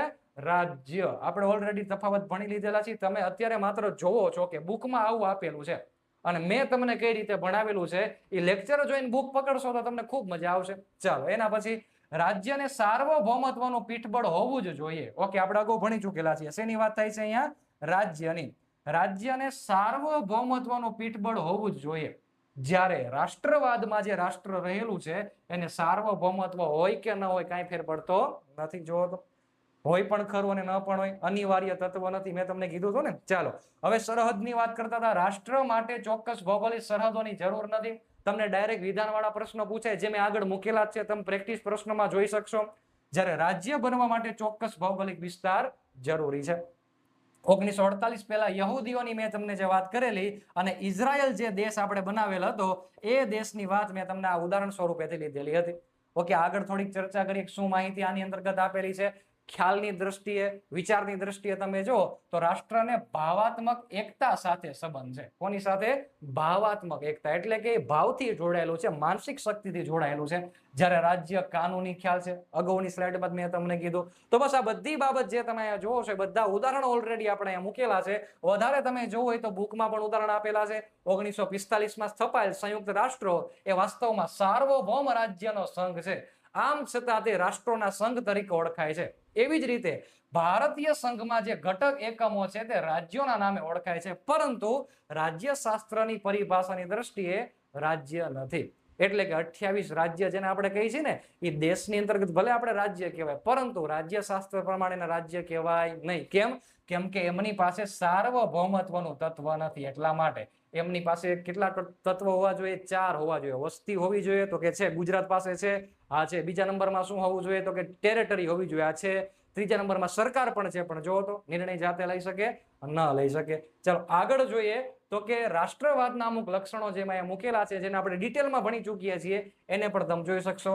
રાષ્ટ્રવાદ એક મનની ભાવના છે, કીધું માનસિક ખ્યાલ છે, જેમાં લોકોની અંતિમ જવાબદારી પોતાના રાષ્ટ્ર પ્રત્યે હોય છે. ઓકે, મૂળ ગમે તે ધર્મથી હોય, તમે ગમે તે જાતિથી હોય, પરંતુ આપણું રાજ્યશાસ્ત્ર રખવું છે શું કે છે? લોકોની અંતિમ જવાબદારી કોના પ્રત્યે હોય? દેશ પ્રત્યે હોય. ચલો, તે આધુનિક ઘટના છે. હવે જો એમાં મેં તમને કીધું હતું વેસ્ટફેલિયાની સંધિ એવું ક્યાંક લખેલું છે, તો જો આટલો જ શબ્દ લખેલો છે વેસ્ટફેલિયાની સંધિ. જ્યારે મેં તમને આ લેક્ચરમાં ડિટેલમાં વેસ્ટફેલિયાની સંધિ સમજાવી દીધી છે, અને જો લેક્ચર જોઈને કદાચ તમે બેસો તો વેસ્ટફેલિયાની સંધિ તમે ઓટોમેટિક લખી પણ શકો એવી રીતે આપણે તૈયાર કરેલું હતું. 18મી સદીમાં અમેરિકન સ્વતંત્ર સંગ્રામ મેં તમને કહ્યું બ્રિટિશરોની ગુલામી હેઠળ હતું, ત્યારે પ્રતિનિધિત્વ નહીં તો કર નહીં એવી જાગૃતિ અને ફ્રેન્ચ ક્રાંતિની, જો અહીંયા મોસ્ટ ટાઈમ્પી છે, સ્વતંત્રતા, સમાનતા અને બંધુતાની ભાવનામાં રાષ્ટ્રવાદ સ્પષ્ટ સ્વરૂપે આપણને છલકતો જોવા મળે છે. અંગ્રેજોની ગુલામી સમયે 1885માં આ ઇન્ડિયન નેશનલ કોંગ્રેસની સ્થાપના થઈ. એ રાષ્ટ્રવાદનો જ ક્રમિક વિકાસ થયો કેવું હોય કહી શકાય. આ ઓલરેડી બધા ઉદાહરણ મેં તમારા આ અગાઉના લેક્ચરમાં આગળના વિડીયોની અંતર્ગત મેં લીધેલા છે. જે તમે શરૂઆતથી વિડીયો જોતા હોય તો તમને ખ્યાલ આવી જ ગયેલો છે. ચાલો, ત્યાર પછી આપણે જોવું છે કે રાષ્ટ્રવાદમાં મુસોલિનીની જે મેં તમને વાત કરેલી ઉગ્ર રાષ્ટ્રવાદ અને ઉદાર રાષ્ટ્રવાદમાં, તો મુસોલિનીનો ફાંસીવાદ ઇટલીમાં અને હિટલરનો જે કહેવાય જર્મનીમાં નાઝીવાદ, ડિટેલમાં ચર્ચા કરી હતી આપણે આગળ. ઉદાર રાષ્ટ્રવાદ સમાજને સંગઠિત કરે છે, જ્યારે ઉગ્ર જે છે એ તોડે છે, આપણે એમ પણ વાત કરેલી. ચાલો, પછી આપણે આર્થિક રાષ્ટ્રવાદમાં દાદાભાઈ નવરોજીની વાત કરેલી. એઝ ઇટ ઇઝ બધી બાબત મેં તમને કીધેલી છે, પણ હા, જીકેના પોઈન્ટ ઓફ વ્યૂથી કદાચ 3 થી 4 બાબત મેં વધારે કીધેલી હોય તો તમારા માટે કામની છે. તો જો તો દાદાભાઈ નવરોજીએ પોતાના અભ્યાસોને આધારે કીધેલું કે હિન્દની ગરીબાઈનું કારણ અંગ્રેજોની શોષણ નીતિમાં રહેલું છે, અને ગાંધીજીનો વિદેશી માલનો બહિષ્કાર, સ્વદેશીનો આગ્રહ, ગામડાની આત્મનિર્ભર બનાવવાના વિચારો, આ બધી વસ્તુ મેં તમને કીધી છે ને. આપણું ધન જે છે વિદેશની જે કહેવાય ધરતી ઉપર ઘસડાઈ જવું અથવા તો ફેલાઈ જવું, આ બધો વાત આપણે કીધેલી. ડ્રેન ઓફ વેલ્થ થિયરીની વાત દાદાભાઈ નવરોજી 1901નું પુસ્તક વાત કીધી હતી મેં તમને. ઓકે, ચાલો, ત્યાર પછીની જે ઘટના પાઠ્યપુસ્તકમાં જોવા મળે છે એ છે બિન સાંપ્રદાયિકતા. તો જો બિન સાંપ્રદાયિકતાનો પ્રશ્ન 17મી અને 18મી સદી દરમિયાન મહત્વનો બનેલો. કેમ સર? તો યાદ કરો વેસ્ટફેલિયાની સંધિ 17મી સદીમાં, તો પ્રશ્ન એ સમયે બનેલો. ખ્રિસ્તી ધર્મનું આખું આંદોલન થયેલું હતું, ધર્મના બે ભાગ પડી ગયેલા. બિલકુલ સાચી વાત છે. ચાલો, ધર્મની બાબતમાં રાજ્યનું સ્થાન અને ભૂમિકા તટસ્થ હોય છે. કેવા રાજ્યમાં? બિન સાંપ્રદાયિક રાજ્યની અંતર્ગત. ઓકે, નાગરિકોને રાજ્ય તરફથી સ્વતંત્રતાની બાંયધરી મળે છે. એટલે વ્યક્તિ પોતાના મનપસંદ ધર્મને પાળવાની, એને સંગઠિત કરવાની અને તેનો પ્રચાર કરવાની સ્વતંત્રતા આપે છે. અનુચ્છેદ નંબર 25 અહીંયા લખેલો છે, બેઠે બેઠો તમે જુઓ. સાચી વાત છે. ધર્મના આધાર ઉપર વ્યક્તિઓ વચ્ચે ભેદ પાડી શકાય નહીં. તેનો અર્થ એ કે કાયદા સમક્ષ સમાનતા અને જાહેર હોદ્દાઓને ધર્મ સાથે સંબંધ નહીં હોય. સરકારી ભરતી પડે તો એમાં ધર્મ આધારિત ભરતી ક્યારે પડતી નથી. તમે ચેક કરતા હશો તો જાહેર હોદ્દાઓને ધર્મ સાથે સંબંધ નથી. નીચેની લાઈનમાં લખેલો છે બિન સાંપ્રદાયિકતાનો ખ્યાલ પણ પશ્ચિમ પાસેથી મેળવેલો છે. કીધું ને આપણે પશ્ચિમ પાસેથી મેળવેલો છે, પરંતુ ભારતીય સંસ્કૃતિમાં જે અમુક મૂળ દર્શન પડેલા છે, એટલે આપણે ભારતીય મોડેલને અલગથી ભણેલા. પશ્ચિમ મોડેલ આખું વિચિત્ર છે, ભારત મોડેલ આખું અલગ જ છે, જે તમે જોઈ રહેલા હશો. 1976માં 42માં સુધારા દ્વારા બંધારણના આમુખમાં આ શબ્દ જે છે પાછળથી દાખલ કરવામાં આવેલો. કયો શબ્દ? બિન સાંપ્રદાયિકતા અથવા ધર્મ નિરપેક્ષતા અથવા તો પંથ નિરપેક્ષતા. ખબર પડશે? ચાલો, થોડુંક આપણે આગળ વધીએ અને એમાં જ આગળ વધીએ ભારતમાં બિન સાંપ્રદાયિકતાના ખ્યાલની પ્રસ્તુતતા. તો 1857નો જે સંગ્રામ થયેલો એ કેવો સંગ્રામ હતો? તો કે હિન્દુ અને મુસ્લિમ બે કોમ જે છે એ મહદઅંશે એક થઈ ગયેલી, એનું પૂરેપૂરું ઉદાહરણ છે, તમે જોઈ શકો છો. અને સરકારે ભાગલા પાડો અને રાજ કરોની નીતિ અપનાવેલી. ધર્મના ભાગલા પાડો, વહીવટી દ્રષ્ટિકોણથી ભાગલા પાડો. તો આ એ નીતિના બદલામાં પેલું રાષ્ટ્રવાદનું એક જળહળતું ઉદાહરણ તમને દેખાય. અને એક મોસ્ટ ટાઈમ્પી બાબત મેં લખેલી છે, લોકશાહી ભારત માટે ધર્મ કે ધાર્મિક સમૂહ નહીં, પરંતુ વ્યક્તિ એક એકમ છે. 1 માર્કનો પ્રશ્ન બને. યાદ રાખજો, કોને મુખ્ય એકમ કીધેલું છે? વ્યક્તિને આપણે મુખ્ય એકમ કીધેલું છે. કેમ કે દરેક વ્યક્તિના વિચાર અલગ અલગ હોય, ભલે તે કોઈ પણ ધર્મના હોય. એટલે કે લોકશાહી ભારત માટે ધર્મને મહત્વ નથી કે કોઈ ધાર્મિક સંપ્રદાય કે સમૂહને મહત્વ નથી, તમારા અને મારા જેવા વ્યક્તિને મહત્વ છે. તો બધી બાબત તમે સમજી ચૂકેલા હશો. ચાલો, અને એના પછી અંતિમ પડાવમાં આપણે જઈએ, અને એ અંતિમ પડાવ એટલે કે આપણો વિકલ્પ જે તમારા પાઠ્યપુસ્તકમાં જે બધી ઘટના આપેલી છે એ તમામ ઘટના માત્ર જો તમે 4 થી 5 સ્લાઇડ જોયેલી હોય તોય તમને ખબર પડી જાય. તો આ 5 પ્રશ્નો જે રહેલા છે, અત્યારે જ વિડીયોને પોઝ કરો. જો અહીંયા સુધી લેક્ચરમાં પહોંચેલા હોય તો તમે તમારી રીતે એની અંદર જવાબ લખી નક્કી કરી રાખો. કમેન્ટ બોક્સમાં આ જવાબ તમારે આપવાના નથી. તો આ લગભગ તમને ખબર જ પડી ગયેલી હશે. તો દોસ્તો, આ બધા મુદ્દા જે હતા એ પાઠ્યપુસ્તક સાથે સંબંધિત હતા. હવે આપણે આગળના મુદ્દાની ચર્ચા કરીએ. તો દોસ્તો, હવે અંતિમ પડાવ ઉપર આવી ગયેલા છીએ કે જો અત્યાર સુધી તમે આ લેક્ચરને જોયેલો હોય અને જો તમે વ્યવસ્થિત તૈયારીની દિશામાં આગળ વધી રહેલા હોય તો હવે આ મુદ્દો તમારા માટે ખૂબ જ અગત્યનો છે. કારણ કે આવનારી પરીક્ષાઓની અંતર્ગત કદાચ જો આવા પણ પ્રશ્નો પૂછાય તો એની ચર્ચા આપણે અત્યારે કરવા જઈ રહેલા છીએ. એટલે કે તમારી પરીક્ષામાં પૂછાયેલા પ્રશ્નો, PYQs અગાઉની એક્ઝામમાં જે અલગ અલગ રીતે પૂછાયેલા હોય એ મેં મૂકેલા છે અને એની સાથોસાથ ઇન્ક્લુડેડ પ્રેક્ટિસ પ્રશ્નો પણ મેં આની અંતર્ગત મૂકેલા છે. લગભગ 8 થી 9 જેટલા પ્રશ્નો છે. વન બાય વન દરેક પ્રશ્નોને આપણે જોઈએ, ચેક કરીએ. આ દરેક પ્રશ્નોના જવાબ તમારે વિડીયોને પોઝ કરવાનો છે અને કમેન્ટ બોક્સની અંદર તમારે એનો જવાબ ABCD ના ક્રમમાં આપવાનો રહેશે. યસ દોસ્તો, તો તમારા માટે સૌથી પહેલો પ્રશ્ન કે જેનો જવાબ તમારે મને કમેન્ટ બોક્સની અંદર આપવાનો રહેશે. તો પ્રશ્ન નંબર 1 માં લખેલું છે રાષ્ટ્ર અને રાજ્યના સંદર્ભમાં નીચેના વિધાનો પર વિચાર કરો. તો અહીંયા બે અલગ અલગ વિધાન આપેલા છે અને નીચે 4 ઓપ્શન તમને આપેલા છે. અગાઉ લેક્ચર જોયેલો છે તમે આખો વિડીયો, તો તમને આ વિડીયોની અંતર્ગત પોઝ કરો, આ બંનેમાંથી જવાબ નક્કી કરો અને તમારો જવાબ કમેન્ટ બોક્સમાં ડ્રોપ કરો.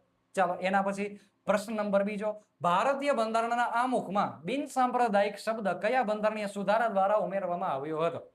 હવે આનો જવાબ કદાચ ન આપો તો બેઠા બેઠા બોલશો તોય મને વિશ્વાસ આવી જશે કે તમને આવડી ગયેલું છે. પણ પ્રશ્ન 3નો તમારે મને જવાબ આપવાનો. અગાઉની એક્ઝામમાં પૂછાઈ ગયેલો છે એટલે સર, આંતરરાષ્ટ્રીય રાજકારણ અને રાજ્યશાસ્ત્રમાં આધુનિક રાષ્ટ્ર, રાજ્ય અને દેશના સાર્વભૌમત્વના ખ્યાલનો જન્મ કઈ ઐતિહાસિક ઘટનાથી થયેલો હતો? ડિટેલમાં મેં સમજાવેલી છે. તો આ 4 ઓપ્શન છે, જવાબ તમારે આપવાનો રહેશે. 3 પ્રશ્ન 1 2 3 કરીને બાજુમાં ABCD એવા જવાબ લખવાના. ચાલો, એના પછી આગળ વધીએ. પ્રશ્ન નંબર 4માં ભારતીય બિન સાંપ્રદાયિકતાના વૈજ્ઞાનિક કે સૈદ્ધાંતિક અંતરના મોડેલ વિશે કયું વિધાન યોગ્ય છે? 4 ઓપ્શન, તમારે આ 4 ઓપ્શનમાંથી જવાબને અલગ કરવાનો. પ્રશ્ન 4 બાજુમાં 4 કરવાનું. ઓપ્શનમાં આવી રીતના ABCD જે જવાબ તો એ લખવાનો કમેન્ટ બોક્સમાં. પછી 5મા નંબરમાં લખવાનું છે તમારે બ્રિટિશ શાસન દરમિયાન ભારતમાં આર્થિક રાષ્ટ્રવાદને મજબૂત કરતો ડ્રેઇન ઓફ વેલ્થ, ભારતનું ધન બહાર ઘસડાય જવુંનો સિદ્ધાંત આપનાર કોણ હતા? ઘણા છોકરાઓ તો અહીંયાથી બુકનું નામ પણ બોલી લીધેલું હશે, વર્ષ પણ બોલી લીધેલું હશે અને એમનું નામ પણ બોલી લીધેલું હશે. ખૂબ સરસ બાબત કહેવાય. ચાલો, નામ તમારે લખવાનું છે, કયા વ્યક્તિ હતા. ઓકે, પ્રશ્ન નંબર 6 નો જવાબ તમારે કમેન્ટ બોક્સમાં આપવાનો છે. 6 ના જવાબ તમારે આવી રીતના કમેન્ટ બોક્સમાં ડ્રોપ કરવાના રહેશે. ઓકે, કોઈ કન્ફ્યુઝન રહે તો એક સર આ પ્રશ્ન સમજાણો નહીં તો પણ કમેન્ટ કરવાની. એનો પણ હું અલગથી જે કહેવાય તમારું સોલ્યુશન, ડાઉટ સોલ્યુશન આપણે કોઈક રીતના કરશું. ચાલો, ઉદાર રાષ્ટ્રવાદ, લિબરલ નેશનલિઝમ ના સંદર્ભમાં નીચેના વિધાનો તપાસો. અહીંયા પણ 2 વિધાન છે, 4 ઓપ્શન છે. જવાબ તમારો કમેન્ટ બોક્સમાં ડ્રોપ કરવાનો છે. ટૂંકમાં 6થા પ્રશ્નથી આપણે પ્રેક્ટિસ પ્રશ્નો આપેલા છે એવું કેવું હોય તો હું કહી શકું. ચાલો, અન્ય 3 પ્રેક્ટિસ પ્રશ્નો કે જે પ્રશ્ન 7 તરીકે કમેન્ટ બોક્સમાં જવાબ, 8 તરીકે કમેન્ટ બોક્સમાં જવાબ અને 9 તરીકે કમેન્ટ બોક્સમાં જવાબ. સૌથી પહેલા નીચેના કયા દેશોમાં તેના બિન સાંપ્રદાયિકતાના કડક મોડેલ હેઠળ સરકારી શાળાઓ અને જાહેર સ્થળો પર સ્પષ્ટ દેખાતા ધાર્મિક પ્રતીકો પહેરવા ઉપર કાયદાકીય પ્રતિબંધ છે? એટલે કે સ્કૂલની અંદર તમે કોઈ પણ પ્રકારના ધાર્મિક પ્રતીકો ધારણ કરી શકતા નથી. એવો કયો દેશ છે? તો એનો જવાબ તમે આપી શકો છો. બ્રિટિશ શાસન દરમિયાન ભારતમાં હિન્દુ મુસ્લિમ એકતા તોડવા માટે અંગ્રેજો દ્વારા કઈ મુખ્ય રાજકીય નીતિ અપનાવવામાં આવેલી હતી જેના કારણે અંતે દેશના ભાગલા થયા? 4 ઓપ્શન તમે જવાબ આપી દીધો હશે, પણ કમેન્ટ બોક્સમાં ખાલી એક જવાબને ABCD માં લખજો. અને અંતિમ અને છેલ્લો પ્રશ્ન નંબર 9, રાજ્યશાસ્ત્રની પરિભાષામાં નીચેનામાંથી કઈ લાક્ષણિકતા રાષ્ટ્રને લાગુ પડે છે પણ રાજ્યને નહીં? યાદ રાખજો, મોસ્ટ IMP કરું છું. 4 મુદ્દા અને 4 માંથી તમારે નક્કી કરવાનું છે કે રાષ્ટ્રને કઈ લાગુ પડે પણ રાજ્યને નહીં. ડન છે? ચાલો, 4 ના જવાબ એટલે કે તમારે 1 થી 9 પ્રશ્નોના જવાબ કમેન્ટ બોક્સમાં આપવાના રહેશે. હું એવી આશા રાખીશ કે તમે અત્યાર સુધી જો લેક્ચર જોયેલો હોય તો આ બધા પ્રશ્નોના જવાબ તમને ફટાફટ આવડતા રહેલા. તો દોસ્તો, અંતિમ તબક્કાની અંતર્ગત આપણે લેક્ચરની અહીંયા પૂર્ણાહુતિ કરીએ. આશા રાખું છું કે મારા તમામ વિડીયો તમારી આવનારી સ્પર્ધાત્મક પરીક્ષા માટે ખૂબ જ ઉપયોગી નીવડતા હશે. રાજ્યશાસ્ત્રના આવા અલગ અલગ ટોપિક્સની અંતર્ગત આપણે આગળ પણ હજી ઘણી બધી વખત મળવાનું છે.